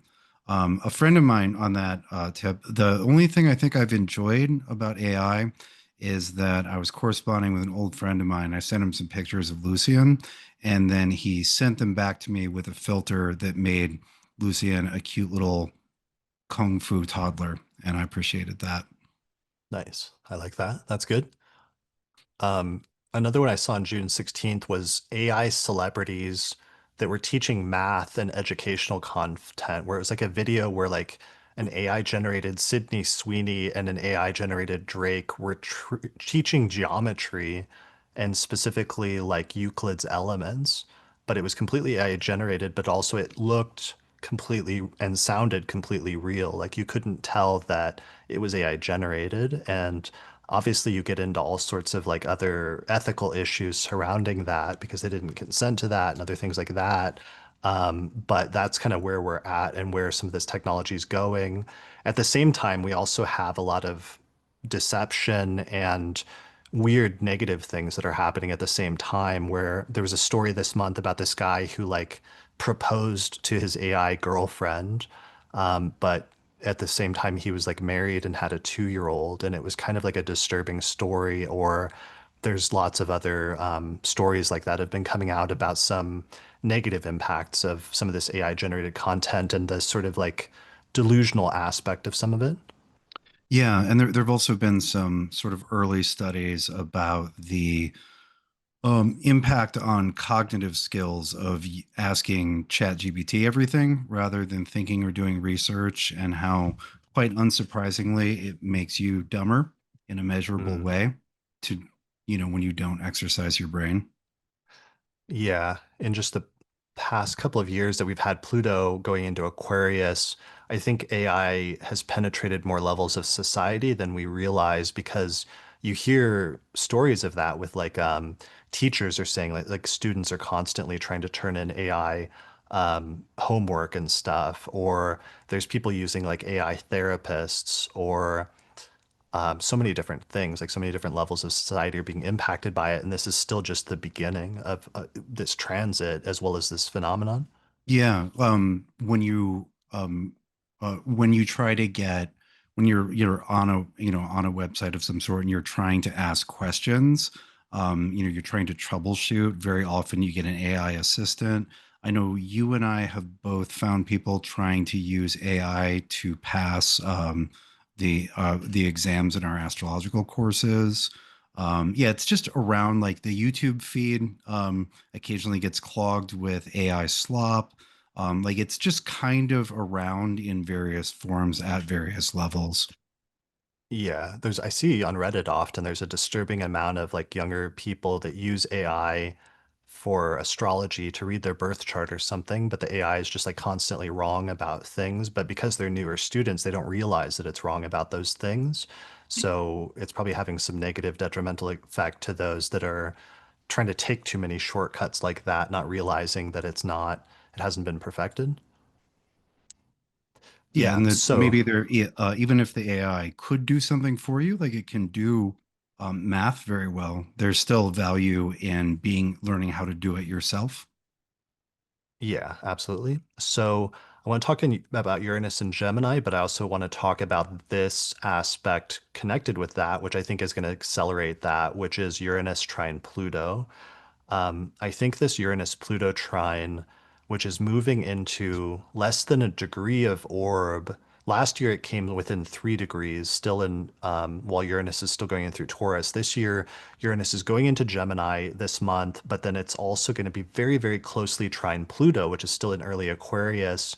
And to the extent that Pluto in Aquarius has been coinciding with the explosion of these AI technologies over the past few years, I think Uranus going to Gemini is going to massively accelerate that and indicate some sort of turning point with respect to that. And this year, it comes within a degree without going exact over the next several months, where we're going to have an intensification of that.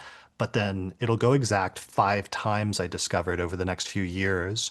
And the dates are July 2026, November 2026, June 2027, January 2028, and finally May 2028 before it starts moving away, although it has one more very close pass of less than a degree in 2029 that's functionally probably going to be very important as well. But that's what we're looking at for the completion of some of these aspects over the next several years. Yeah, I was looking at this period of trines years ago as the like this is when the cyberpunk layer arrives. Like we could see it poking through and starting up right around the first ingress of Pluto into Aquarius. But this is such a profound harmony between two planets um, uh, that have such a shared agenda. Because there's everything about the history of Uranus and Gemini outside of like US stuff is pro technology. And we have all of these burgeoning technologies. And with Pluto and Aquarius and the that simulation of human agency or decision making or function that we get that seems to be seems to be best represented by the AI. It's like how many things can you put an AI in? Like how many like how many Uranus and Gemini things? How many drones? Oh, all of them, right? How many vehicles, et cetera, et cetera. And so that coming together of those two forces, which we are currently 9 days away from the beginning of, eight and a half days away from, like that, it's going to be every 6 months. The two will have been joined, will have been joined by new planets, and yeah, I expect exactly the same. And then Neptune and Aries, I think, is going to help as well. But we would get all this, I think, without any other help. It's going to be very rapid. It's going to be stuff that's been almost ready, but then you plug it together with this other thing that's been almost ready, and you get a pretty dramatic set of practical, real transfigurations. Yeah, because one of It, the it things Uranus, go ahead. no, continue. One of the things Uranus does is it quickens and it speeds up and accelerates the pace of things. And so if Pluto in Aquarius was already doing a bunch of these massive transformations to our society and all these different levels based on AI, having Uranus come into this close trine, and a trine is like a helpful, supportive aspect, but also with Uranus, it can just move things quicker and pick up the pace. And that seems like unlikely right now as we're on the verge of this, because it's like things have already been moving so fast that my initial reaction is sort of like, well, things can't really move faster than they already are. But the astrology to me is implying that very quickly, especially over the next few months, there's something that changes that does accelerate things suddenly, and then things start moving even faster than they already have been in this direction. And I don't know, I mean, with Uranus, it's implied that that's some sort of technological advancement that's discovered or unrolled at this time. And it's possible that part of what we're seeing is the acceleration of the move towards AGI, or like artificial general intelligence, that could be completed by the time Uranus gets to the end of its transit through Gemini, for example, in the early to mid 2030s. It's possible that that's part of what we're seeing, but we might just be seeing something about the technology being improved in a way that makes it, I don't know, spread through society even more or even faster than it already is.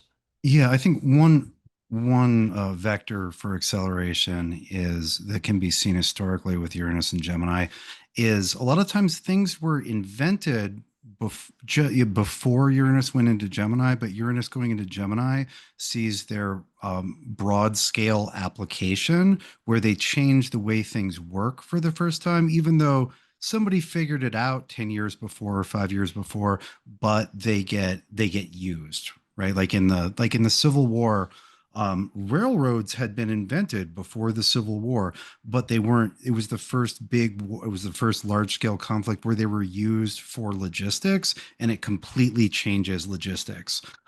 Same for but there are 10 other things that were not technically invented during the US's Civil War, but were used for the first time in a large scale conflict. And so they mattered in a practical way, in a situational way, in a physical way for the first time. Like they might as well have not existed before.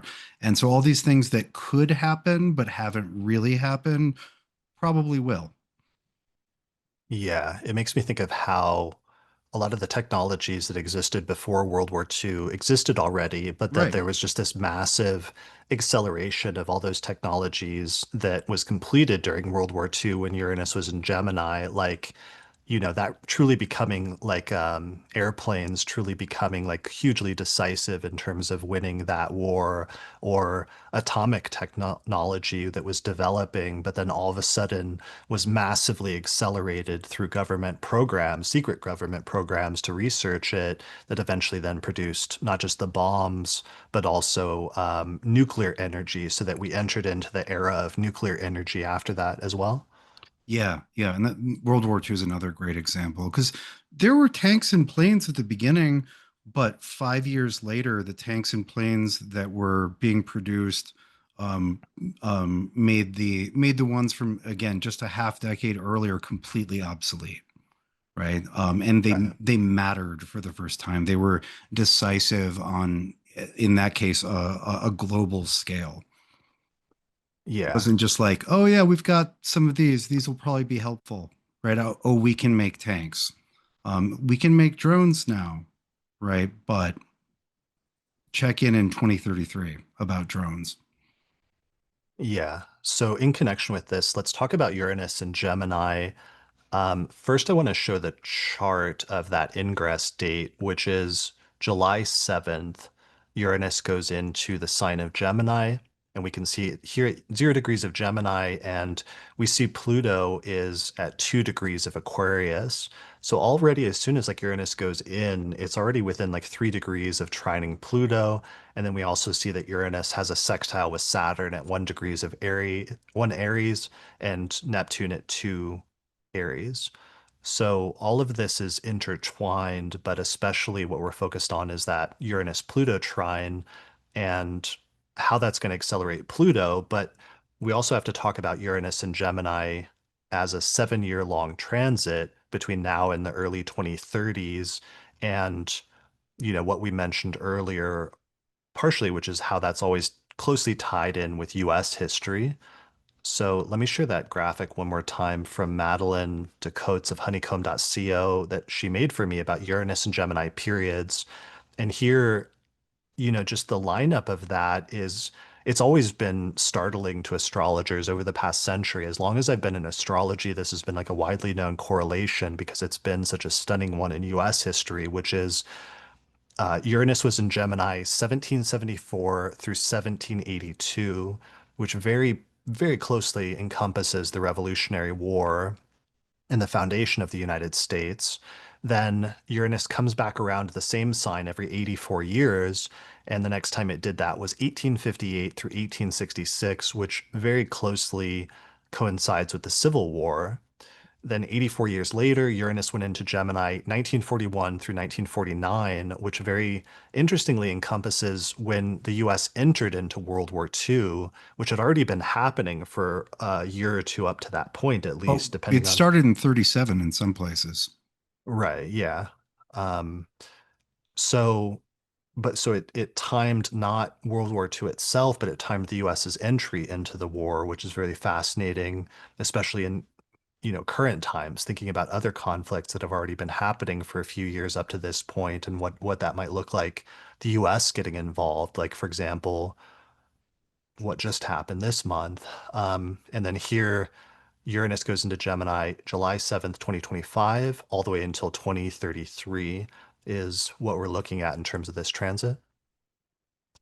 So, one of the things about Uranus and Gemini is talking about Gemini itself. And Gemini, two things that come to mind for me is it has to do with communication and it also has to do with travel and especially like short distance travel to some extent.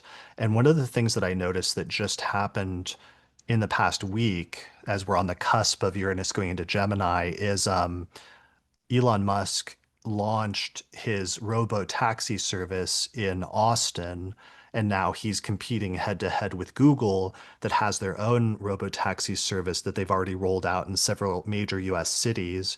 And one of the things, which is an obvious prediction at this point, but it's one that'll be very stunning by the time we get to 2033 and look back on it. I think that's going to happen is just us watching during the course of this transit, the complete transformation of the local transport systems where automated cars become not just commonplace, but potentially like the predominant form of travel, both potentially with the taxi industry, but also potentially even moving into, cars themselves in terms of whether people continue to choose to drive their own cars or whether they're always automated as a matter of choice. Right. That becoming a normal thing rather than an exotic option being tested somewhere, I think is a great call. Yeah. So that's going to have, the other thing about Uranus is disruptive, and we have to think about it in terms of disruptive technologies and how new innovations and new technologies sometimes hugely disrupt pre-existing ones and how different people's lives can be disrupted as a result of that. And one of the ones I'm already thinking about is like the um, what is it? It's not drive share industry, but like Lyft and Uber and all those companies over the past 10 years that have come out, which themselves were disruptive technologies 10 years ago when they started that disrupted the existing taxi industry, when suddenly you could pull up an app on your phone and order a car from somebody that wasn't associated with one of the official taxi services, and how that's just completely taken over the past 10 years. But now you're potentially going to see a huge disruption of that industry once these robo taxi services become commonplace and become popular, because then people aren't going to need to pay humans to like drive cars anymore because the cheaper and potentially more efficient or even potentially safer option is going to be a robo taxi. Yeah, and it's interesting because some of them I know at least Uber had plans to have automated cars a long time ago. and they're not in the running, but they publicly foresaw this and wanted to be there for the next disruption. But you raise an interesting point that I wonder if this might be part of this upcoming period of time where the last round of disruptors themselves get disrupted. Because one of the general but important things about Uranus and Gemini that I'm focused on is that Uranus is historically and logically very strong in Gemini. It's very capable of doing all of its disruptive and innovative things. And this is a little, this is sort of essential dignity thinking, which we don't have.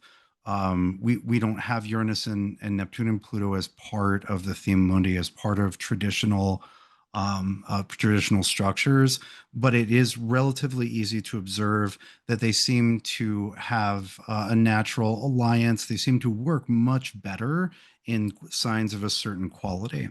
Um, and whether that's phrased in terms of an essential dignity scheme or not, we can still observe that quality. And by all observations, historically and otherwise, historically and also sort of in terms of the fundamental rationale, Uranus, the the skyborn disruptor, is not a perfect match for the fixed Earth sign Taurus, right? And if we look at that last round of disruptors, right, like Facebook, Apple, Uber, et cetera, during this Uranus and Taurus period, which we're at the very end of, they just sort of stayed strong at the top of the market. They were, they became arguably monopolies or near monopolies, but you had like that accumulative solid Taurian quality. They themselves were not subject to disruption. And that times very nicely with Uranus's entry into Taurus, where it's harder for Uranus to do its disruption thing. But this is, it's Uranus is going back into a real sign. And I think part of it, especially I've started to kind of feel some twinkles and suggestions internally because I have my Uranus my the position of my Uranus is crucial in my chart. I've started to feel like that sort of revving up again. And I think that yeah, part of this is just that it's Uranus time again. With Uranus has been a little bit stifled. It's as if it's been in in a sign of exile or fall, like a position of low efficacy, where it's moving into a position of extremely high efficacy. What do you think about that, Sure. Chris? I would stop. I wouldn't go so far as to say to bring in a talk of like essential dignity into it, but I will say that because Uranus and Mercury have some similar overlapping significations, that it's experienced as a doubling up and a complementary significations that therefore exacerbate each other's natural significations in Gemini, like especially Mercury having to do with speed, Uranus having to do with speed, both of them having to do with like disruptions, both of them having to do with like technologies. I think that's part of why we're seeing such an interesting combination with Uranus and Gemini, just because of the dual overlapping things. And that's just a regular thing in astrology that when you see two things that indicate the same thing, it tends to Yeah. confirm the primary signification that they share between them. Yeah. We could also another traditional piece that's used in Vedic astrology is, well, are the two planets friends? Are you friends or enemies or neutral with the Mm, owner of the sign? And I think that Uranus and Mercury are probably friends, and so Uranus has a pretty good time when staying at Mercury's house. right. Absolutely. So, travel, the other thing that that's important that's tied in with Gemini and Mercury that's such a core thing is like communication, language, and just communication technologies in general. Yeah. And there's something disruptive and innovative and new about the way that we communicate and the technologies that we use to communicate that I think is going to emerge from this. And some of that we can already see because the advancements in AI technology that have happened over the past few years were due to an innovation in language learning models and realizing that language itself was part of the key to creating more lifelike artificial intelligence than what we had had up to this point. But there's something either about that and the notion of large language models that is going to get expanded or reach a turning point, or something about communication technologies and language itself that's going to have an important turning point when Uranus goes into Gemini, that I'm excited to see what that is, because I don't think we can predict precisely what that is ahead of time, but there's something that's going to fit that archetype that's going to be surprising to us and is going to potentially be revolutionary during the next 7 years. Yeah, and that's so well supported historically, right? During the Uranus and Gemini in the 1860s, we see the telegraph take off in usage, right? Kind of important. Mhm. And then during World War II, so many communication technologies. Among the many, the first modern television set was created, and not just created, but produced during that Uranus and Gemini time frame, which is for in the case of the television, the one-way distribution of information, but two-way is also important, like the telegraph. And so these are pretty landmark technologies that ended up um, structuring the way people communicate, right? And the way that information is distributed. They weren't niche prototypes. And that's one thing. One thing I would add to Mercury, and especially the Gemini version of Mercury, um, is that Mercury is interested in application. Like, oh, you know how to do a thing? You figure that out in a lab. What if we made a thing that does a thing and everybody had it? Right? Mercury and Gemini loves to actually get it to application and see what it looks like in action. Mhm. Absolutely. Yeah.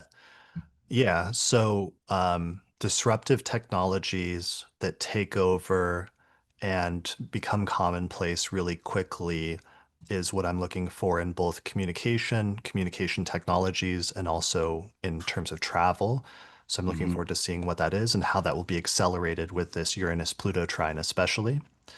So let's back up and let's start doing more of a chronological breakdown of the month now that we've covered like the big picture things of those outer planet shifts.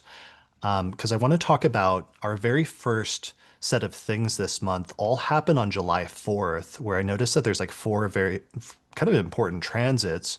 One of them is that Neptune stations retrograde that day in Aries, and it's its very first station in Aries, which again I said was important because that's usually like an exclamation mark where something related to the transit speaks very loudly that day, and suddenly you have a very explicit insight into what that transit's going to be about on the very first station day. But we Yeah, have it's like it puts its stamp on the sign for the first Mhm. time. Um, yeah, in a way that's recognizable. Like it's the Z/ for Zorro. It's whatever Neptune glyph it's going to leave there as an event or series of events. Yeah. So it's like we have that happening on July 4th. Venus conjoins Uranus on July 4th in the very last degree at 29 degrees of Taurus. And then Venus enters Gemini later that same day on July 4th.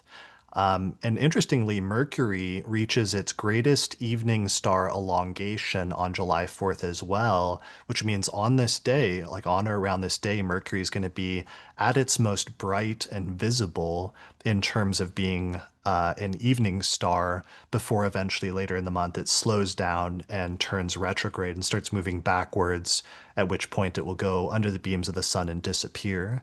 And I noticed this evening star and maximum elongation being very important for Venus earlier this year, where, for example, on January 10th, Nick and I accidentally recorded the Venus and Aries in History episode that day.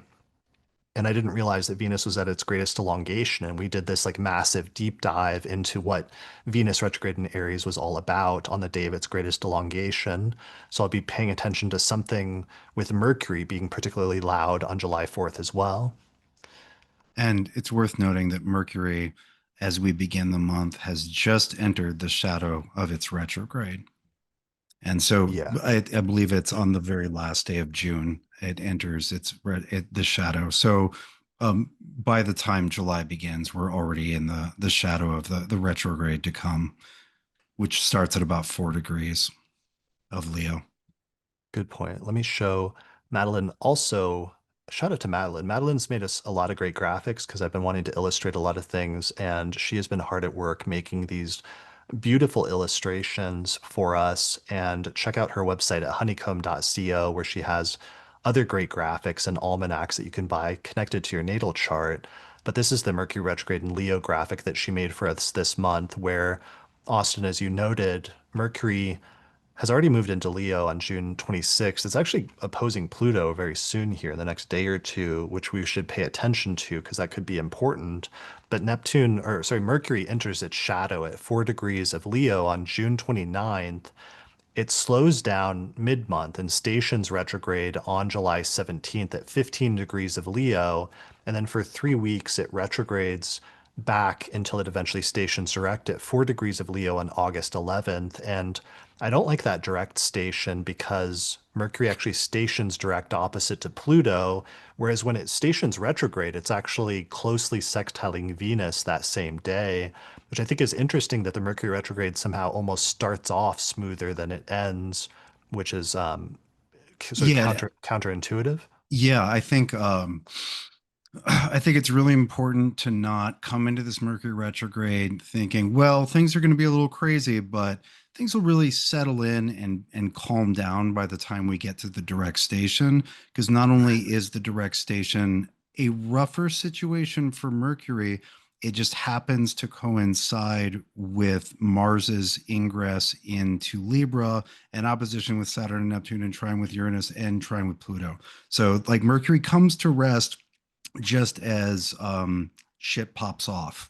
And so, yeah, apply the opposite thinking. Be like, actually, this bit of confusion or potential disorganization in the middle of the month is this is the good part. And then when Yeah. Mercury gets sure about things, happens to be a much more disruptive period. Yeah, so let me show what that looks like to those watching the video version, where here's July 17th. We see Mercury slowing down to station at 15 degrees of Leo, and Venus is at 14 degrees of Gemini. But Venus is moving very fast, and by the next day on the 18th, Mercury is now fully stationary, and Venus hits 15 degrees of Gemini and exactly sextiles Mercury.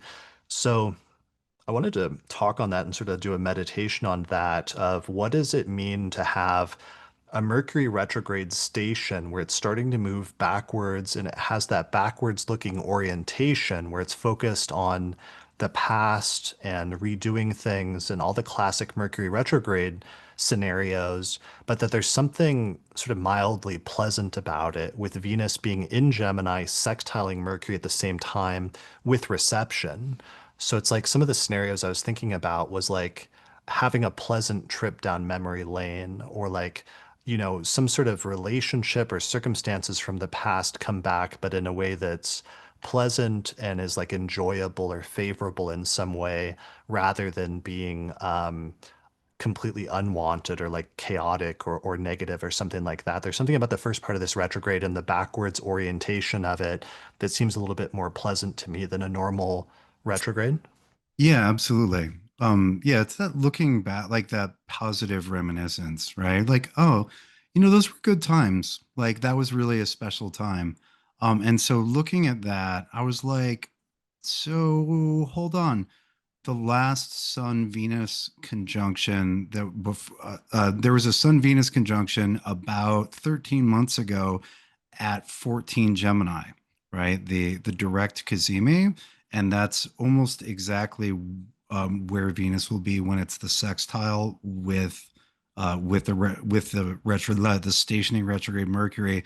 And the first thing I thought of when you said, oh, like looking back to good times or looking back positively, I thought about last June, when I don't know, I like clicked into being a dad on a deeper level.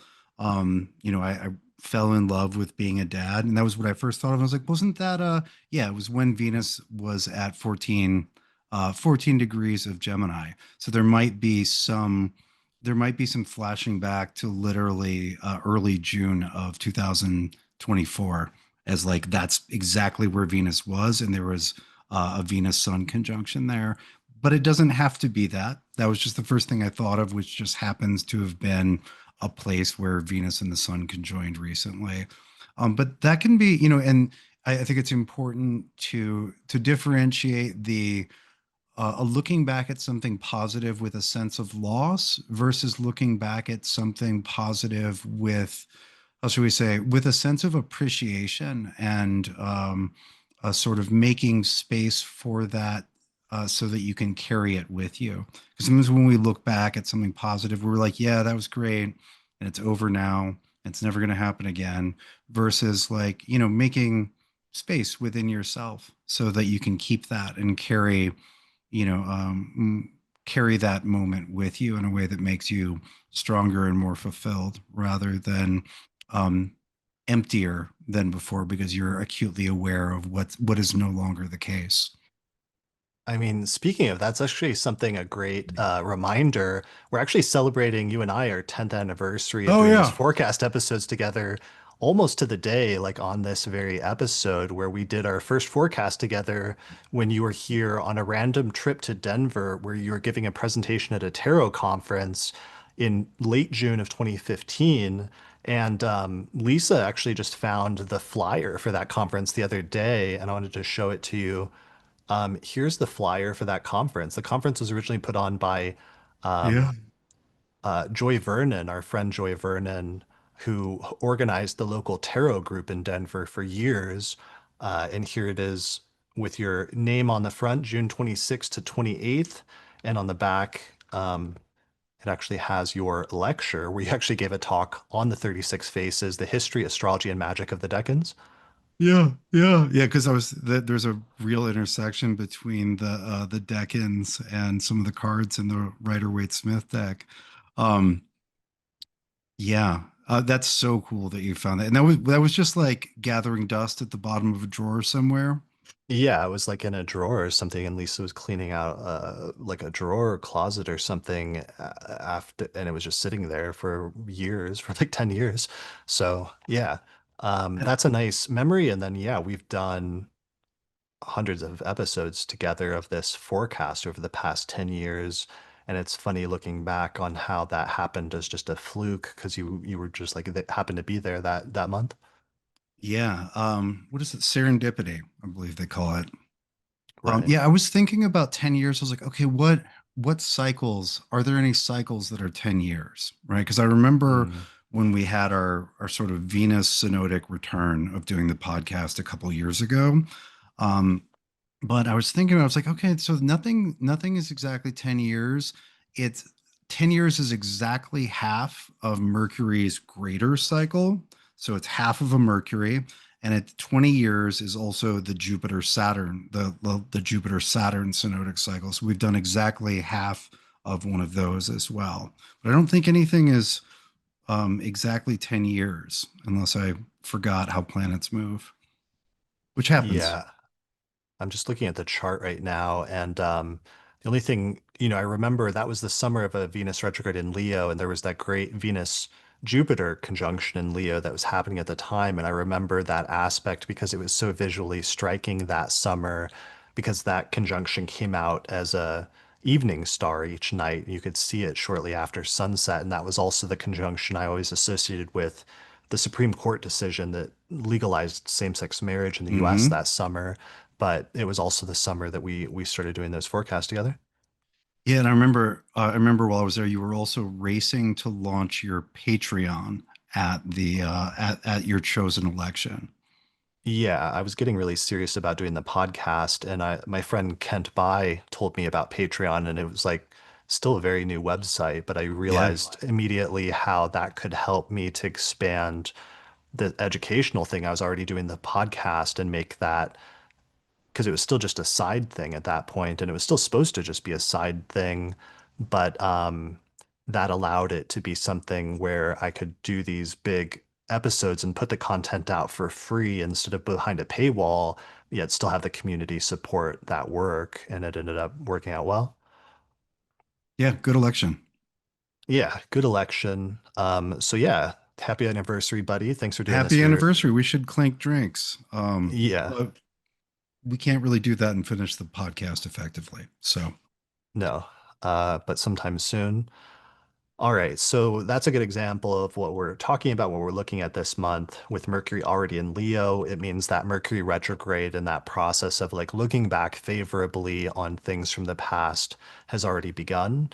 So yeah, the Mercury retrograde will be at its most intense July 17th through August 11th, but the broader retrograde period is when Mercury is traveling through that sign of Leo, which is June 26th all the way until September 2nd.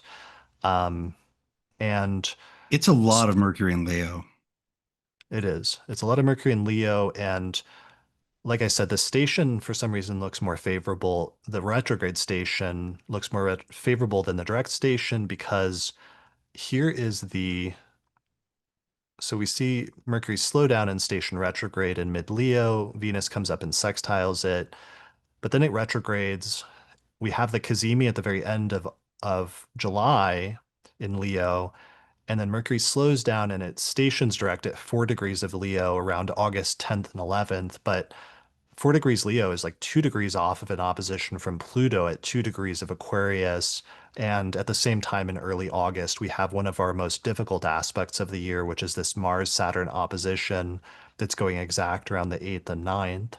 So it's going to be tense. There's one positive aspect happening at the same time in early August, which is the Venus Jupiter conjunction in Cancer, weirdly happening simultaneously, but Yeah, a lot of oppositions happening. yeah. So people should pay attention to because actually we're recording this today on what is it? No, Saturday, June 28th, 2025. We started with Libra rising, I believe. But tomorrow, Mercury is going to exactly oppose Pluto from 3 degrees of Leo to 3 degrees of Aquarius. And Lisa had identified this as one of our most difficult aspects that we weren't super stoked about of June. So I would pay attention to anything that happens around the time of that opposition, just because the fact that Mercury is going to retrograde and come back to almost to that same degree and almost that same opposition, there could be some foreshadowing of something that happens and you think it's finished, but then you find yourself having to return back to dealing with a difficult situation later on towards the end of July and early August. Yeah, for sure. Yeah. All right. So back to our chronological breakdown. We got to July 4th and all that stuff happening. The Uranus ingress happens on the 7th of July, of course, and everybody should pay attention to what whole sign house Uranus is moving into in your chart and think about it in terms of both some of the major changes, potential disruptions, but also innovations and the drive for freedom that you might have having Uranus going into a new house in your chart over the next 7 years, but also thinking about it closing up an almost 7 year long transit of Uranus going through Taurus, which started back in what, like 2018? 2018. Yeah, think about what has happened in the Taurus life area, right? Whatever house that is since 2018. Like, how has it changed? And then, and uh, consider also the 2011 to 2018. Like, what was the Uranus and Aries like? If you just look at those 7 year periods, you can usually see pretty clearly how that area is very different going in than going out. And is Absolutely. Uranus going into a more or less influential part of your chart, right? Like, so for me, I have my moon in Gemini, and that is the ruler of my ascendant. So Uranus in Gemini probably has a lot in store for me. It will be going over the, it will be co-present with and then going over the ruler of my ascendant. It's that is it's hard to undersell a transit like that. Or was it in your 12th for the last 7 years, but now it's about to go into your first and it will hit your ascendant at some point? Or has it been in a really important part and it's going to a less influential zone, right? Like just those like those basic basic categorizations of like, oh, am I getting more or less? And yeah, is this going to be more intense or less intense? And like, what area of life is this? It's going from here to there, and you can start drawing a pretty accurate thumbnail of what to expect. Yeah, there's some pretty radical changes I noticed for a lot of the Taurus rising people over the past 7 years when it went into their rising sign.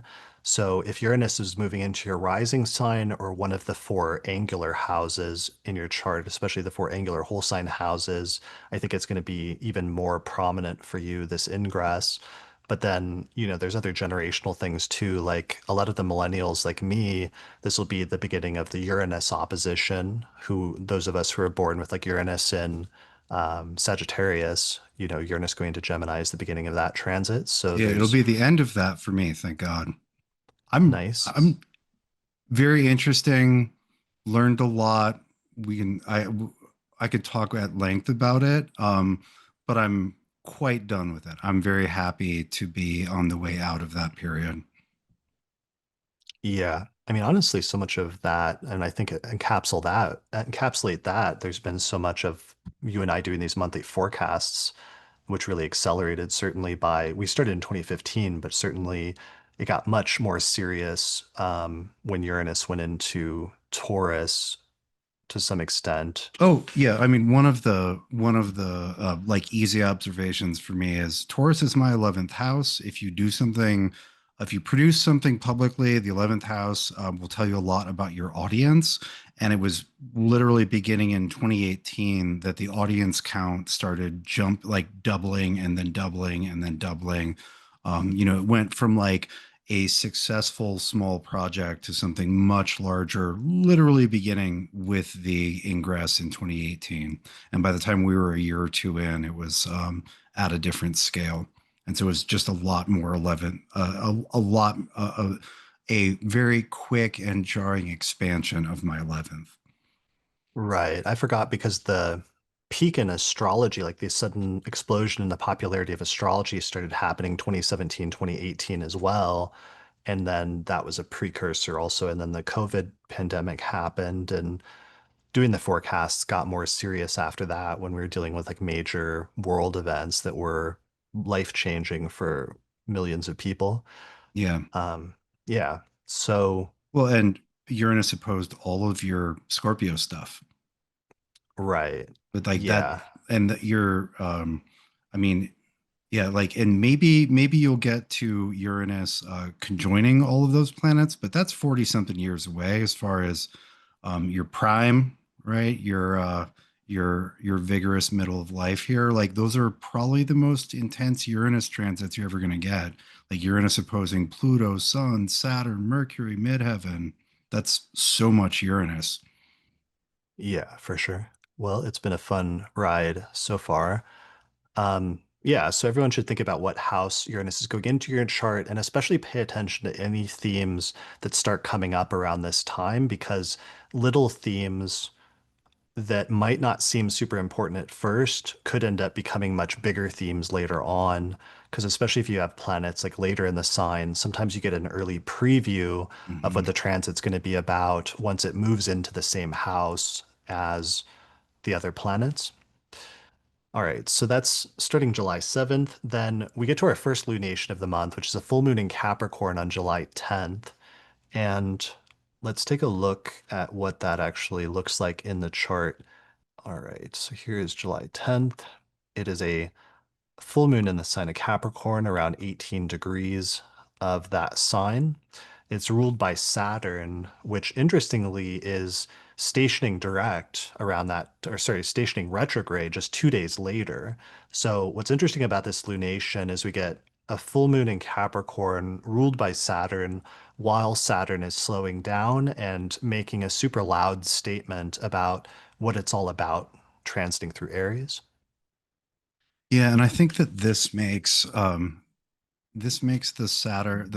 full moon in Capricorn much more, should I say, more difficult than it otherwise would be, right? Because with the full moon in Capricorn every year, we have this light shown on an area of life that needs to be organized and well built, that thrives on order or depends on order to some degree, because it's Capricorn, it's ruled by Saturn.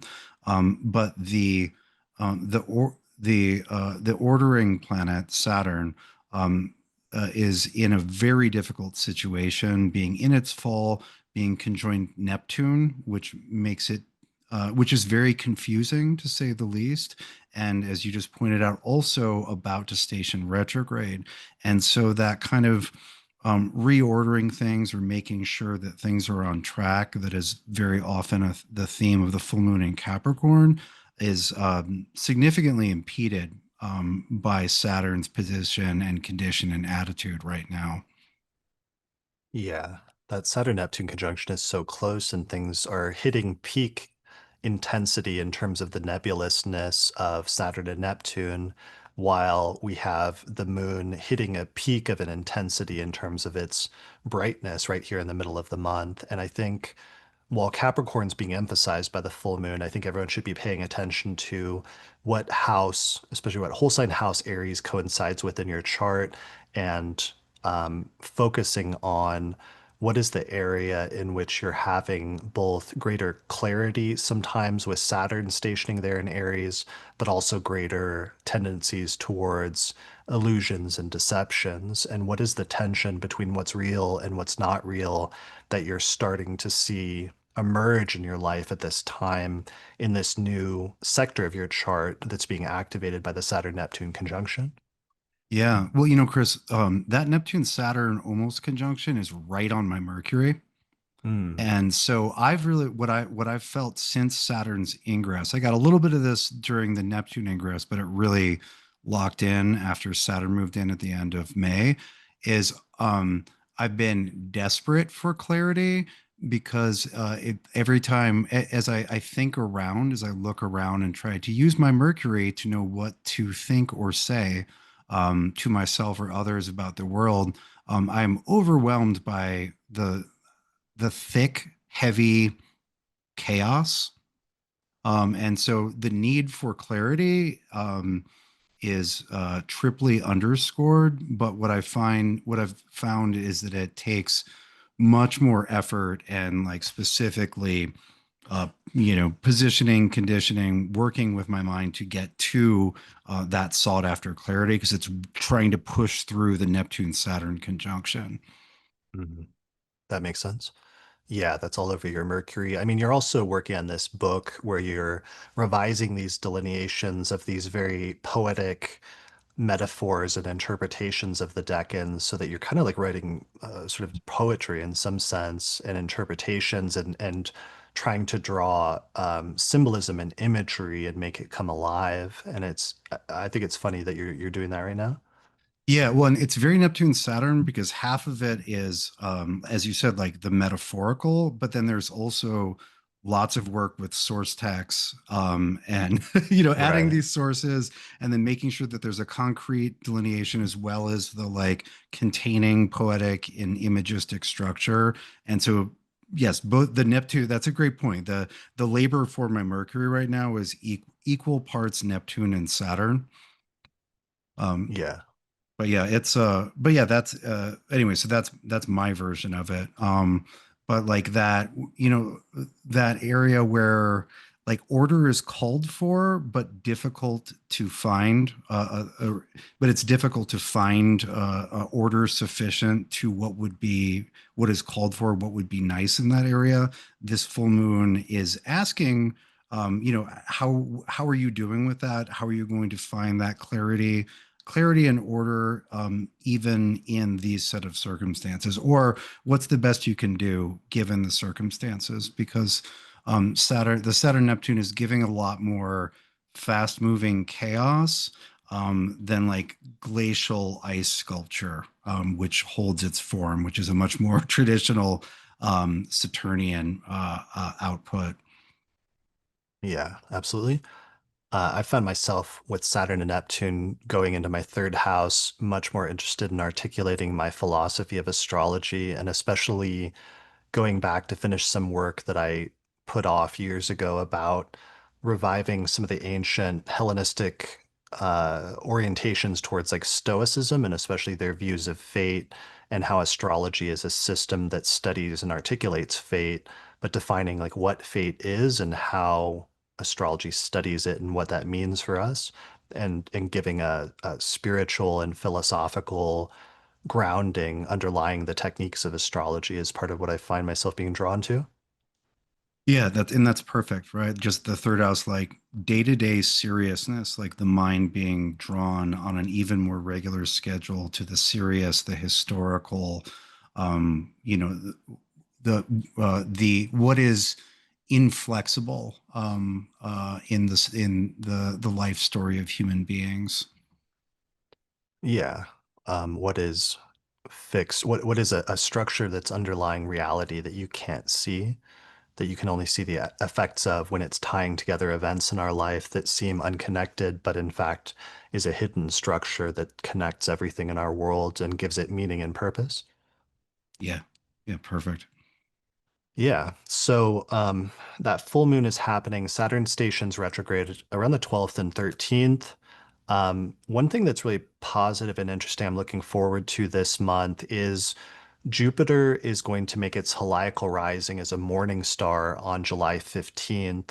And this is a really important piece of observational astronomy that's happening around the middle of July because Jupiter's been in Cancer for a little bit now up to this point, but it's been hidden under the beams of the sun because Jupiter is being too close to the sun in order to actually be able to witness it.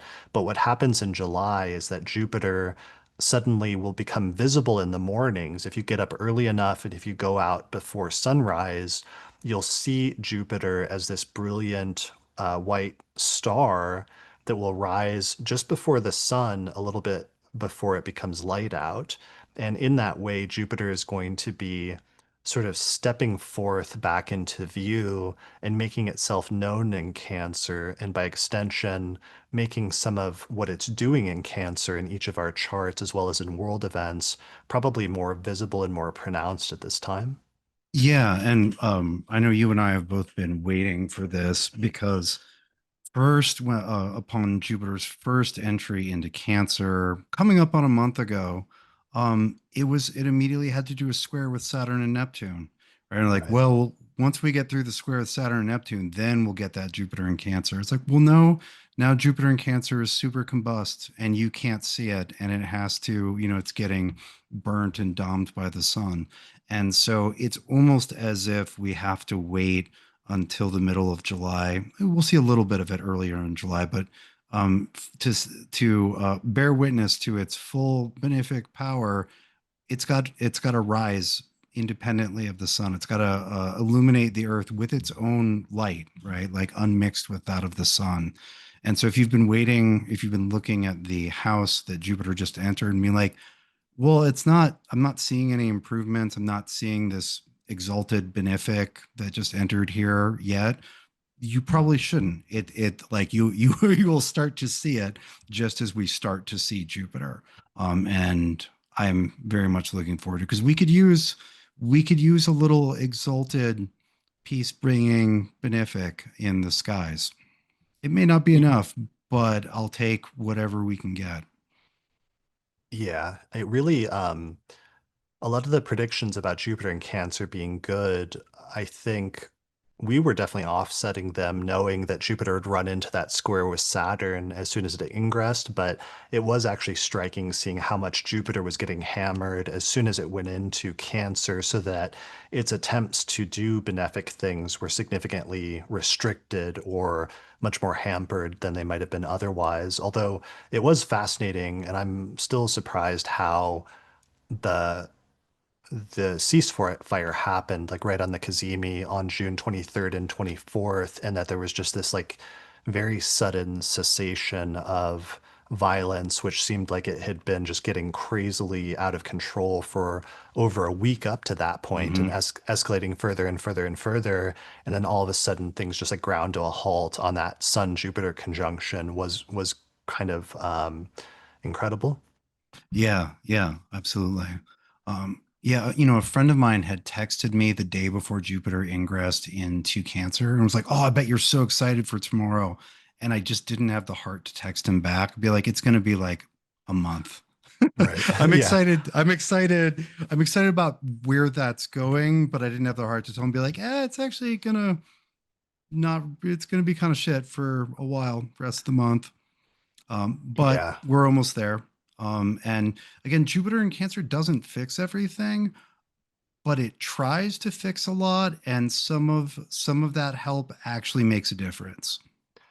Yeah, the primary thing it's going to fix, and then it's going to have an increased power to begin fixing once it makes this heliacal rising in mid-July, is the area of our chart that Mars retrograde was just like grinding over from the fall of last year, from the third quarter of 2024, all the way through the late first quarter and early second quarter of 2025, when Mars was just causing havoc in the Cancer sector of our chart and whatever house that coincides with.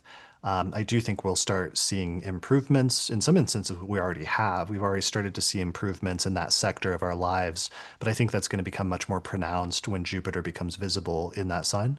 Yeah, yeah. Looking forward to it. I can see what those improvements are going to be, but they have not yet they have not yet arrived. But they are almost certain to.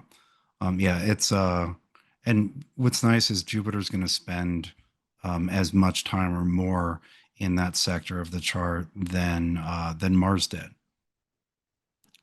But Exactly. Yeah. but yeah, it is important to not overpromise with Jupiter Right. or expect it to like fix world affairs. What's one thing that's interesting is that it is the Jupiter return of the United States. And Mm, Kate and I were sitting around the other day, and we were reflecting on the fact that Jupiter was in Cancer during 9/11. And mm, I was like, huh. I was like, I was making the point, like, see, it doesn't fix everything. It doesn't prevent all the other planets from doing anything naughty. She's like, well, she's like, America sure got a lot of sympathy after that. And I was like, oh, that is such a good point, right? Like, America has not been, the United States has not been as internationally sympathetic as it was in 2001 after 9/11, um, which right. again didn't prevent it from happening, didn't prevent the United States from launching disastrous wars later. But it was still a Jupiter return, and so the United States still benefited from that. It just didn't keep the other things from happening. Yeah, well, that makes me think of how in the Sibley chart, Jupiter is in the eighth house in Cancer, and that the event that coincided with that you're mentioning was a huge amount of deaths in like a Hmm. terrorist attack, and that a lot of people died. Um, and then that did generate sympathy for like a year or two, and then that dried Right. up pretty quick when the U.S. then invaded Iraq for no reason at all for under false premises. Yeah, yeah, exactly. But I just thought that it was interesting because you got to figure out what is this like. This is Jupiter is helpful, but what is it going to help? And Jupiter will in some cases prevent negative things from happening or bring them to a close, but we can't rely on a strong Jupiter position to prevent all evils and heal all wounds. Yeah. Something I was thinking over the past couple of weeks with what was happening with Iran was it was interesting that the premise in the year ahead forecast, I had talked about how Uranus going back into Gemini, one of the things that made me nervous is that it would reactivate the period 84 years ago that coincided with the creation of the atomic bomb, as well as the only two times that it's ever been used in war, which was in Hiroshima and Nagasaki, the last time Uranus was in Gemini. And that just logically, sometimes the return of something can coincide with that coming back up again in some way, or the dynamics surrounding it coming back up again.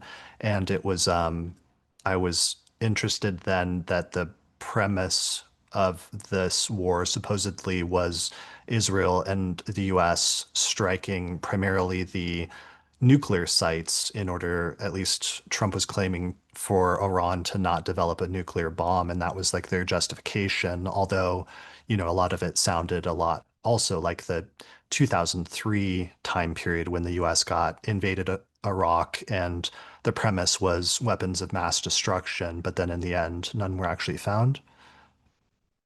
I agree. I think it's quite relevant to consider the use of nuclear weapons during this second run of Uranus through Gemini, or this repetition of Uranus's run through Gemini. Yeah, I guess I that's what think I'm saying. that is not off the table for this next 7 years. Yeah, I guess that's what I'm saying is I'm both nervous about that potential, and also my ears had perked up that already discussion of that as a premise for war is already happening now on the cusp of Uranus going back into Gemini. Right. And I don't All think right. the trine with Pluto makes that less likely. Yeah, absolutely. All right, I want to mention our auspicious election for this month. And it's kind of a difficult month for elections because there's a lot of different astrology going on, and there's not a lot of great standalone charts from an electional standpoint that are very clean. So the best that I could come up for with this month is the following chart, which takes place on July 14th at about 6 a.m., just after sunrise. So you want to set the chart initially for 6 a.m. and you want to adjust the ascendant in your location until the ascendant is at about 24 degrees of Cancer. What you'll end up with is a chart that has Cancer rising and Jupiter, which is making that heliacal rising around this time frame in the middle of July, will be in the first house in the rising sign in this chart. And that's really primarily what this chart is about, is capturing that exalted Jupiter in Cancer energy and putting it right there in the rising sign. So Cancer rising, Jupiter in Cancer, the ruler of the ascendant is the moon, which is in Pisces, which is applying to a trine with Jupiter in a mutual reception because the moon is in Pisces, which is Jupiter's sign, and Jupiter is in Cancer, which is the moon's sign. The moon is also applying to a square with Venus, which is somewhat helpful. So this is happening very close to Mercury stationing retrograde, but that's something that's very hard to avoid this month. So this is one of those charts where, while I wouldn't recommend starting any major things this month or like using this chart for something that's like hugely crucial and life changing, it could be a chart that's a decent date to attempt to do some things, especially knowing some of the keywords we were talking about and the dynamics we discussed about the Mercury retrograde sextile Venus, that were about like looking back into the past and having favorable reflections about things from the past.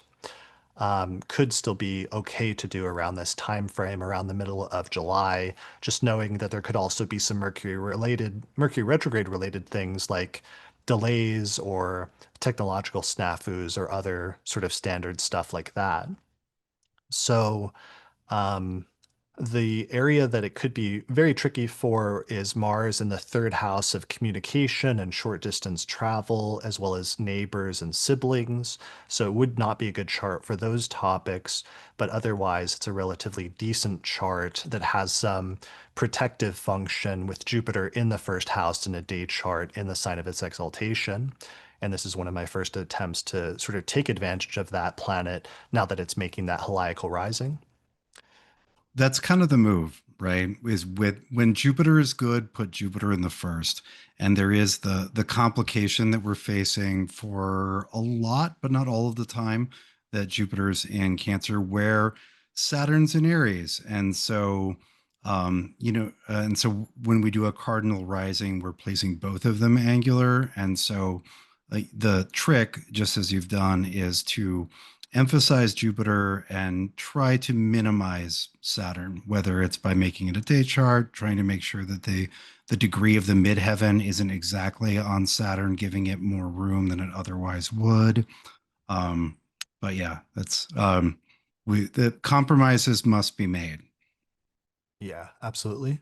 So just make sure it's a day chart because that'll really help to emphasize the positive aspects of Jupiter and the sign of its exaltation. And it was just a good reminder that one of the things about exaltation is it just indicates the ability to do the highest form of something in some instances. Like whatever it is that you're doing and thinking about what it would be to do the best version of that and to stand out above other people as a result of excelling or doing a very high quality, like superb version of whatever it is that you're trying to do. And that's part of what we're going to be learning over the course of this year of having Jupiter in its exaltation is, yeah, like what it looks like to do that and what it looks like to stand out from your peers as a result of putting the extra effort to do high quality work.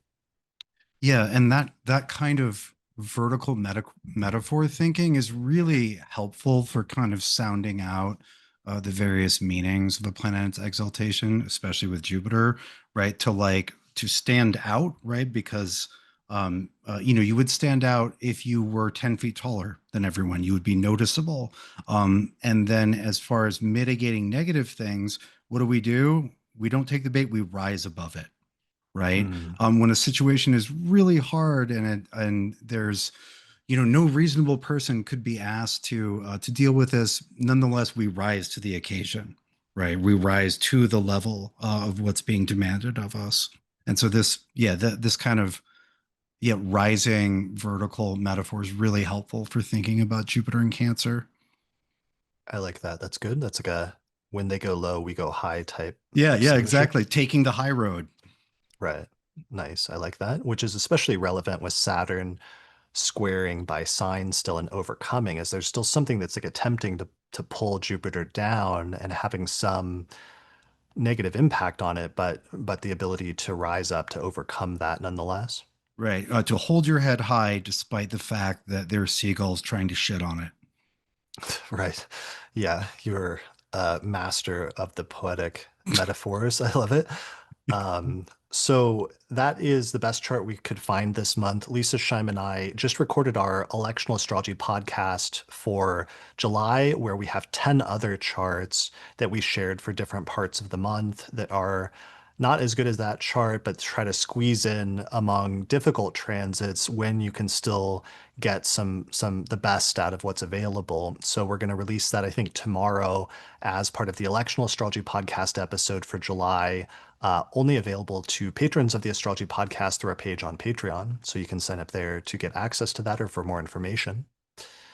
All right, so let's move on. Where are we at? By the third quarter of July, we start moving into some difficult combinations where Mars starts coming up to conjoin the South Node, which goes exact around July 20th, and Venus also starts coming up to a square with Mars, which goes exact around July 23rd. So, this is kind of a tricky combination because one of the things that immediately made me think of was last year when Mars conjoined the North Node and the Moon conjoined the South Node on the same day and opposed Mars. That was the day that the president of Iran died in this mysterious like helicopter accident that day. And there was this very like dramatic event associated with that. This is an alignment that's a little bit different, but one of the things about that event is it sort of like called back to the eclipse that had just happened in that same sign a few months earlier. And I'm wondering if in this instance, if something about this conjunction won't call back to the Virgo eclipse that occurred in March. Yeah, absolutely. I think that's definitely worth worrying about, or I should say, making note of, being open to. And the Mars South Node, or the Mars tail of the Dragon combination, can be very destructive. The this very intense round of hostilities, which began in with Israel and Palestine, began with a Mars South Node combination in Libra, right around the time of an eclipse. We had an eclipse, and we also had Mars there. It was Mars and the South Node together, and Well, the uh yeah, well, the Mars and the South Node give a meaning or an energy that is not entirely unlike Mars Pluto, and with the South Node we're often looking at something, if you think of the tail of the dragon, like just sweeping things away entirely. There's a very strong negating ability with the K2 or the tail of the dragon, and that Mars K2 combination, when it's in Virgo, is quite capable of being very destructive on a like non global historical scale, just on a personal transit scale. One of the things I would just look out for with the Mars K2 is going too far with trying to diet or clean up something, whether it's cleaning the house, cleaning up your diet, like trying to clean or purify things, and accidentally going too far to the point where you're damaging what you were just attempting to clean up or sweep away. That's something I see very commonly with Mm. Mars K2. And I remember as I was developing that angle on it more than a decade ago, and watching an upcoming Mars K2 conjunction, there was a news story about a number of people who were in a sweat lodge, right? Like doing purification, and they got too intense about it, and people had heart attacks and died, Mm. right? It's like Wow. going too far in that purifying direction. Yeah, of like the purging effect of the South Node and having a damaging impact on you. Yeah, yeah, Nice. Okay. Um, so it's kind of tied in for me with, on the one hand, ever since the first eclipse that happened in March, when there was an eclipse in Virgo and it opened up this series of major beginnings and major endings in the Virgo sector of our chart, whatever house that is. Mars moving through Virgo, but especially coming up on the South Node, seems like it could be causing some suffering and separation in this part of our life that's already been opened up for major changes as a result of the beginning of that eclipse series. And it's due for another major installment of that in September. But at this point, there's something about Mars that's calling back to those changes that began in March and that is either opening up a period of like severing and separation with respect to that area of our life, or in some instances, it may be pushing us in order to expend extra energy and work in that area of our life in some way that's really important as a sort of like turning point with respect to those topics as well. Because sometimes the Mars transits can be constructive.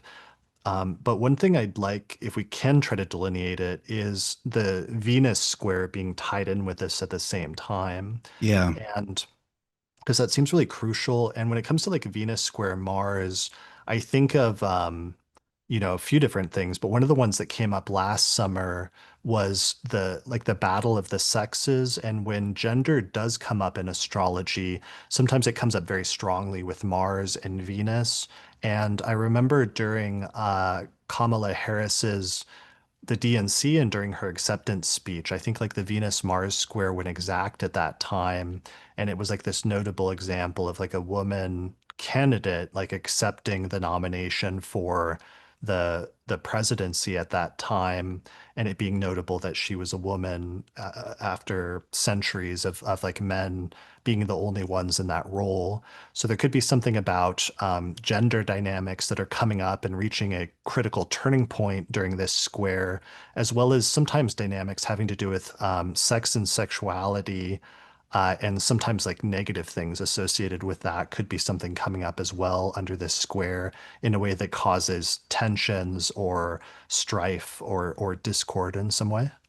Yeah, it's certainly like the square between the two certainly puts the Venusian and the Martial in as difficult a situation as possible to reconcile. Actually, and so one thing that connects them though is that they're both Mercury ruled, and this square like gets going immediately after Mercury stations retrograde, which is really Mm, interesting now that I think about it. And so it's almost like the subtext or like The optional side quest for this Mercury retrograde is figure out how to reconcile Venus and Mars at this point because they're in a position that's naturally at odds, right? And so Venus, and Venus and Mars certainly gender harder than most planets in astrology, and certainly show up that way. But there, it's also Mars is the like the part of your life, the part of yourself that needs to work hard and to not give a shit about how something looks because it just needs to get done. And Venus is the part that wants life to feel livable and wants good relationships, to good relations between the people that are part of the life. And with these planets in the positions that they're at, it's very difficult to reconcile those. Right. Yeah. Like difficult being in a difficult position that's hard to reconcile, I think is a really good keyword for that. And it's interesting because you mentioned Mercury stationing retrograde, but it's like Mars is in a Mercury ruled sign. Uranus has just moved into a Right. Mercury ruled sign, and then Mercury is stationing retrograde. So, especially that axis of the mutable axis is receiving a lot of disruptions at this time with Mars in the south node in Virgo and then Uranus just having moved into Gemini, so that whatever that those two houses are receiving maybe the most disruptive energy right now. Yeah, definitely. Yeah, no, that's a great point that on a very simple level, this is rough on the mutable signs. Right, He right, says with the majority of his chart in mutable signs. right. Yeah. Um, So that kind of brings us into our second lunation of the month, which is my least favorable lunation out of the two, which is this new moon that happens in Leo on July 24th. And this lunation very, very closely opposes Pluto, and looks rough. It looks rougher than the full moon does by comparison.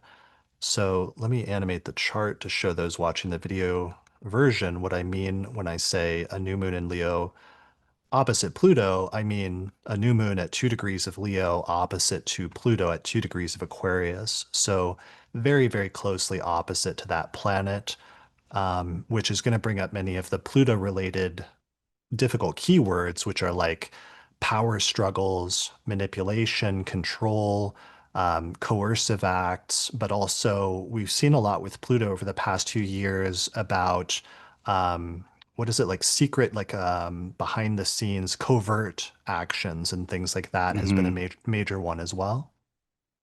Yeah, absolutely. Power, especially the hidden, the exercise or action of power, um, being concealed, or Mhm. like those hidden forces. There's also, it kind of it interferes with the new moon in Leo, which, it's the new moon, sun and moon in together in the sun's home base, like in the solar palace, and which is Right. supposed to be, and when it's not fucked with by any other planets, it's a moment of like coming back to the eternal flame, like the hearth that never burnt out. Like, oh, there's, within me and within all of us, there's this light of spirit which can be obscured but never extinguished. Like the new moon in Leo is oftentimes like a wholesome and pleasant re-embrace of the solar. Mhm. But that particular coming back to the hearth this year has a long and particularly sticky sort of shadow hovering over it and surrounding it. And so it's like, oh, it's just me, but like something's lurking out in the darkness, or and there are those who would extinguish the eternal flame for doing sort of fantasy plotline. Yeah. Yeah. It's like the king comes into his home, but there is this outside energy because oppositions usually manifest externally as like a person or an external tension that's drawing you in a different direction or that's trying to negate or oppose what you want to do and what your initial like intention is. Yeah. So go ahead.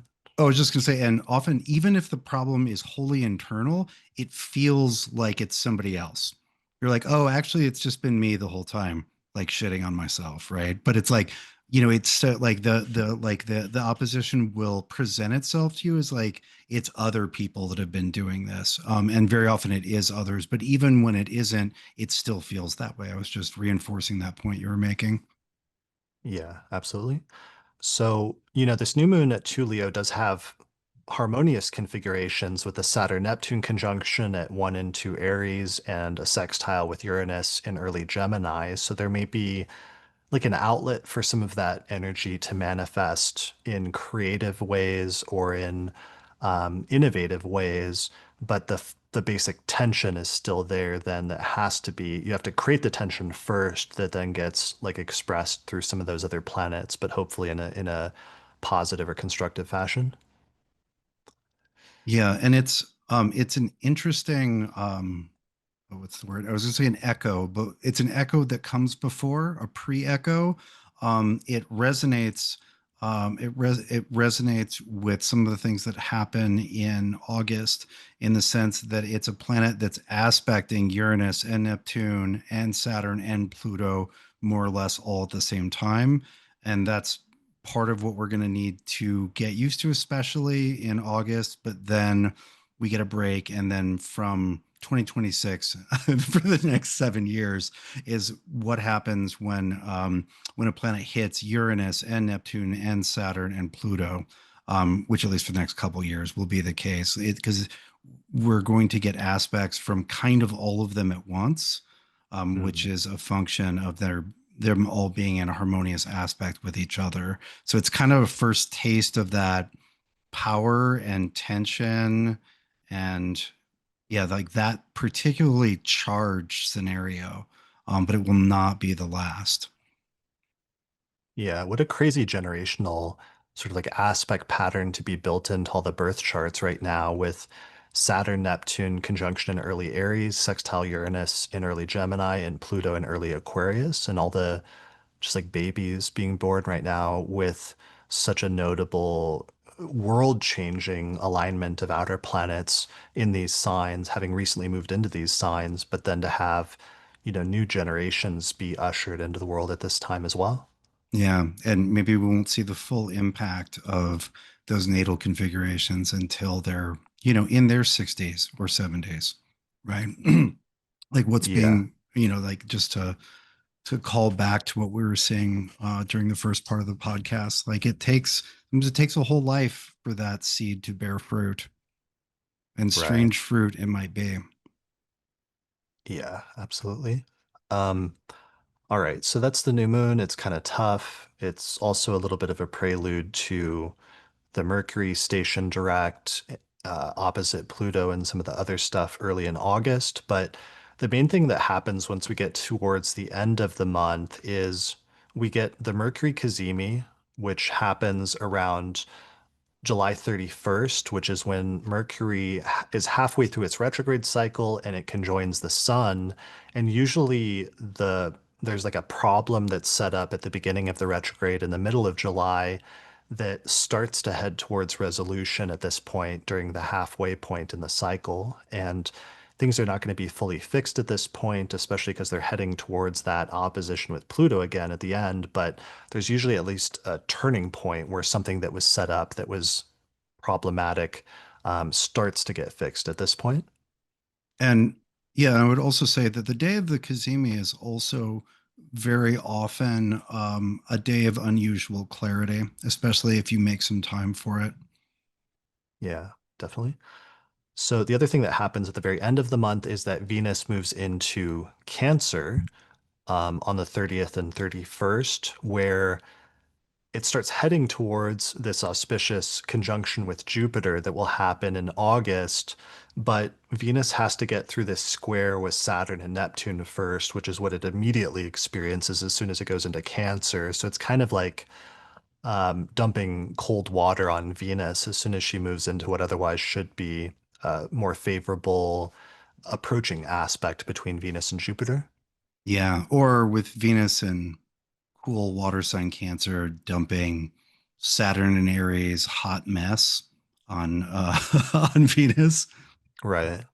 Yeah. So there can be a little bit of like restrictiveness in relationships or a feeling of coldness in relationships with this node of Venus as soon as it goes into Cancer on the last day of July and the first day of August. But then by like the second, it clears those. And even though August otherwise looks like it's going to be rough with the Mars Saturn opposition, especially there will be this more positive aspect that we do get to experience, which is the Venus Jupiter conjunction coming up around August 11th. Yeah, and uh, we have moment August gives us both Venus and Jupiter in Cancer, but also the Saturn Mars opposition, and it's all in cardinal. And so it's very difficult to separate as much as I gazed at the charts and did my very best to separate them. Um, it's kind of uh we get both we get double we basically get double malefics and double benefics all configured to each other in August, and it's very frustrating. Yeah, to have what otherwise would be one of the most favorable and one of the least favorable aspects of the entire year, like culminating at the same time. Yeah, but Yeah, that's what we get. that is, and that is a problem for another time that future us will have to deal with Yeah, next specifically month. 1 month from now, we will try to pick Right. that apart. Yeah. In the meantime, we're going to kick that can down the road and leave this on a cliffhanger because that basically brings us to the end of July in terms of the major aspects that we had to discuss this month. Yeah, and July, there's plenty to deal with in July. Leave August for August. Yeah, so that is it. That's a month of some major, major shifts. There's so much outer planet stuff going on, but just to summarize, it's Uranus and Gemini, and our first taste of that. It's Saturn, Neptune peaking, and it's the Mercury retrograde getting going. And the first half of that are really the three major things this month. Oh, yeah, and Uranus trine Pluto, but that's kind of tied in with Uranus and Gemini. Yeah, and yeah, you'll actually get to meet Jupiter in Cancer. He's you've been hanging around, but hiding behind the sun. Yeah, here's the new boss. He's different than the old boss, who was Mars retrograde in Cancer. Yeah, he was actually pretty nice. Yeah, Not perfect, yeah. but you could do a lot worse. He is constrained by some upper management that's still breathing down his neck with Saturn and Neptune and Aries, but nonetheless attempting to do some good things. Ju- Jupiter as middle management. Right. Yeah. All right, my friend. Thank you for coming back and only taking a month-long break. It's good to have you back and good to talk. Sorry for talking so long. We talked for like 3 hours today, but we had a lot to talk about, and it was good to catch up. What do you have going on? What are you going to be working on this month during July and all this astrology going on? Okay, well, I'm going to be teaching classes and rewriting books. I actually have an intake for my year one program, or the first year of my 3 year program, sometime in the second half of July. I haven't decided exactly when yet. If you would like to be part of that, join the mailing list. I'll have it locked down within a couple days, and I'll send out a mailer. So I'll be teaching some classes. Sphere and Sundry has a bunch of fun stuff happening. Some of the classics have been rebottled and are available for the first time in 2025. Venus in Libra is back. Regulus is back. And I will note that I was very careful to make sure that during the Regulus election, Jupiter was configured perfectly to Regulus, but Mars was not, to emphasize one side of the nature of that star and not the other. So Mm. yeah, Regulus is back. And then in the first week of July, the series we made while Jupiter was in Sagittarius and in Pisces are both back. So as Jupiter reemerges, so will Jupiter's finest moments from the last 8 years. And then finally, towards the end of the month, we are going to unveil some Mars in Capricorn items that we created coming up on a year and a half ago, back when Mars in Capricorn was in a nice trine with Jupiter in Taurus. And Wow. Yeah, we were thinking about what's the right time for that. And Kate pointed out to me that, we have right now this really difficult combination of Saturn in a Mars ruled sign, which results in Saturn's fall. And that Mars in Capricorn is the same combination of forces, but reversed, where it's Mars in Saturn sign in a way that results in exalted, the planet being exalted and the results being really excellent. So we're thinking maybe it's a good time to let loose the Mars and Capricorn stuff that's been incubating, right? Nice. Because I can't believe you can keep a lid on stuff like that for that long. yeah, it's like it's kind of fun. It's kind of fun, when you have it in a can. It's like, what is the right time? When should this be introduced to the world? Right. That's a very well developed sense of patience. Yeah, thank you. Well, there's no good timing without patience, right? That's true. That's true. That is the first thing we learn about electional astrology is it's a Yeah, yeah. huge Gotta. meditation and patience. Hmm. Yeah, absolutely. All right. What are your websites? So you can sign up for a mailing list as well as purchase classes and workshops I've taught at austincoppock.com.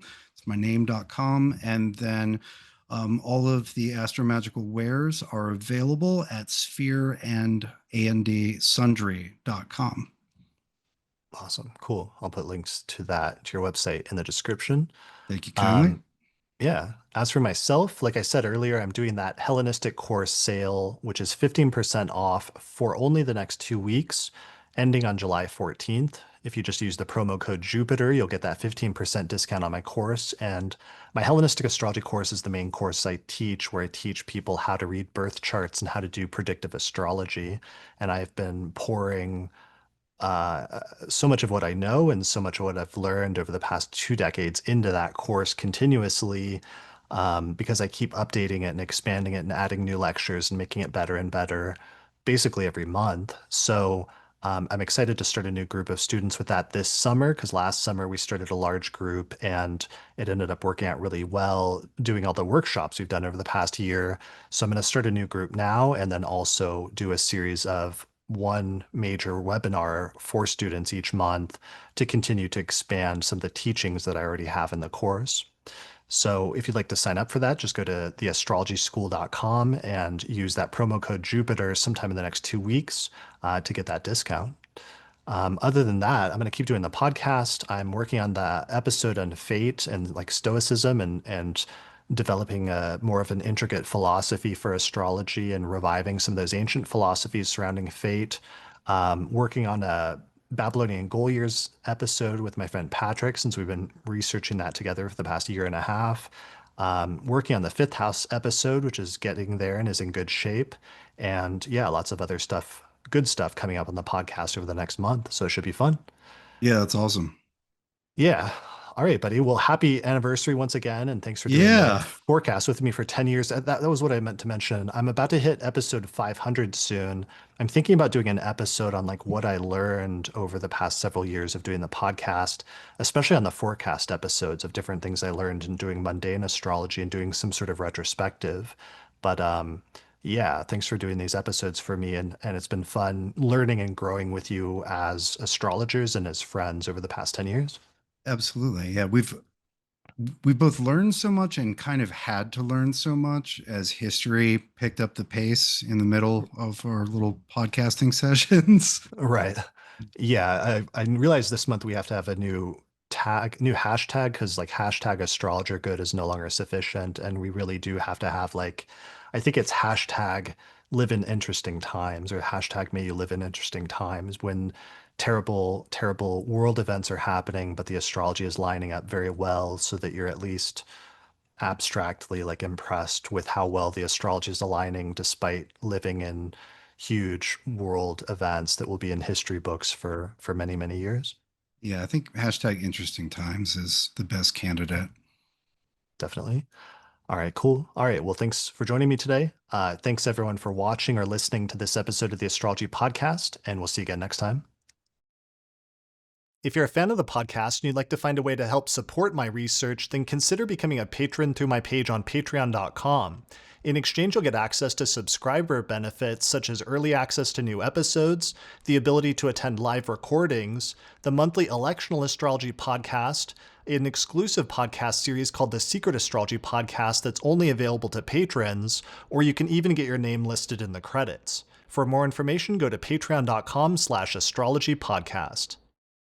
Special thanks to the patrons on my producers tier, including patrons Christy Moe, Ariana Amour, Mandy Ray, Angelique Nambo, Issa Sabah, Jeannie Marie Kaplan, Melissa Delano, Sunny Bazbaz, Kwatsi Alabarahu, Annie Newman, Ginger Sodlier, Berlin West, and Nikki Crawford.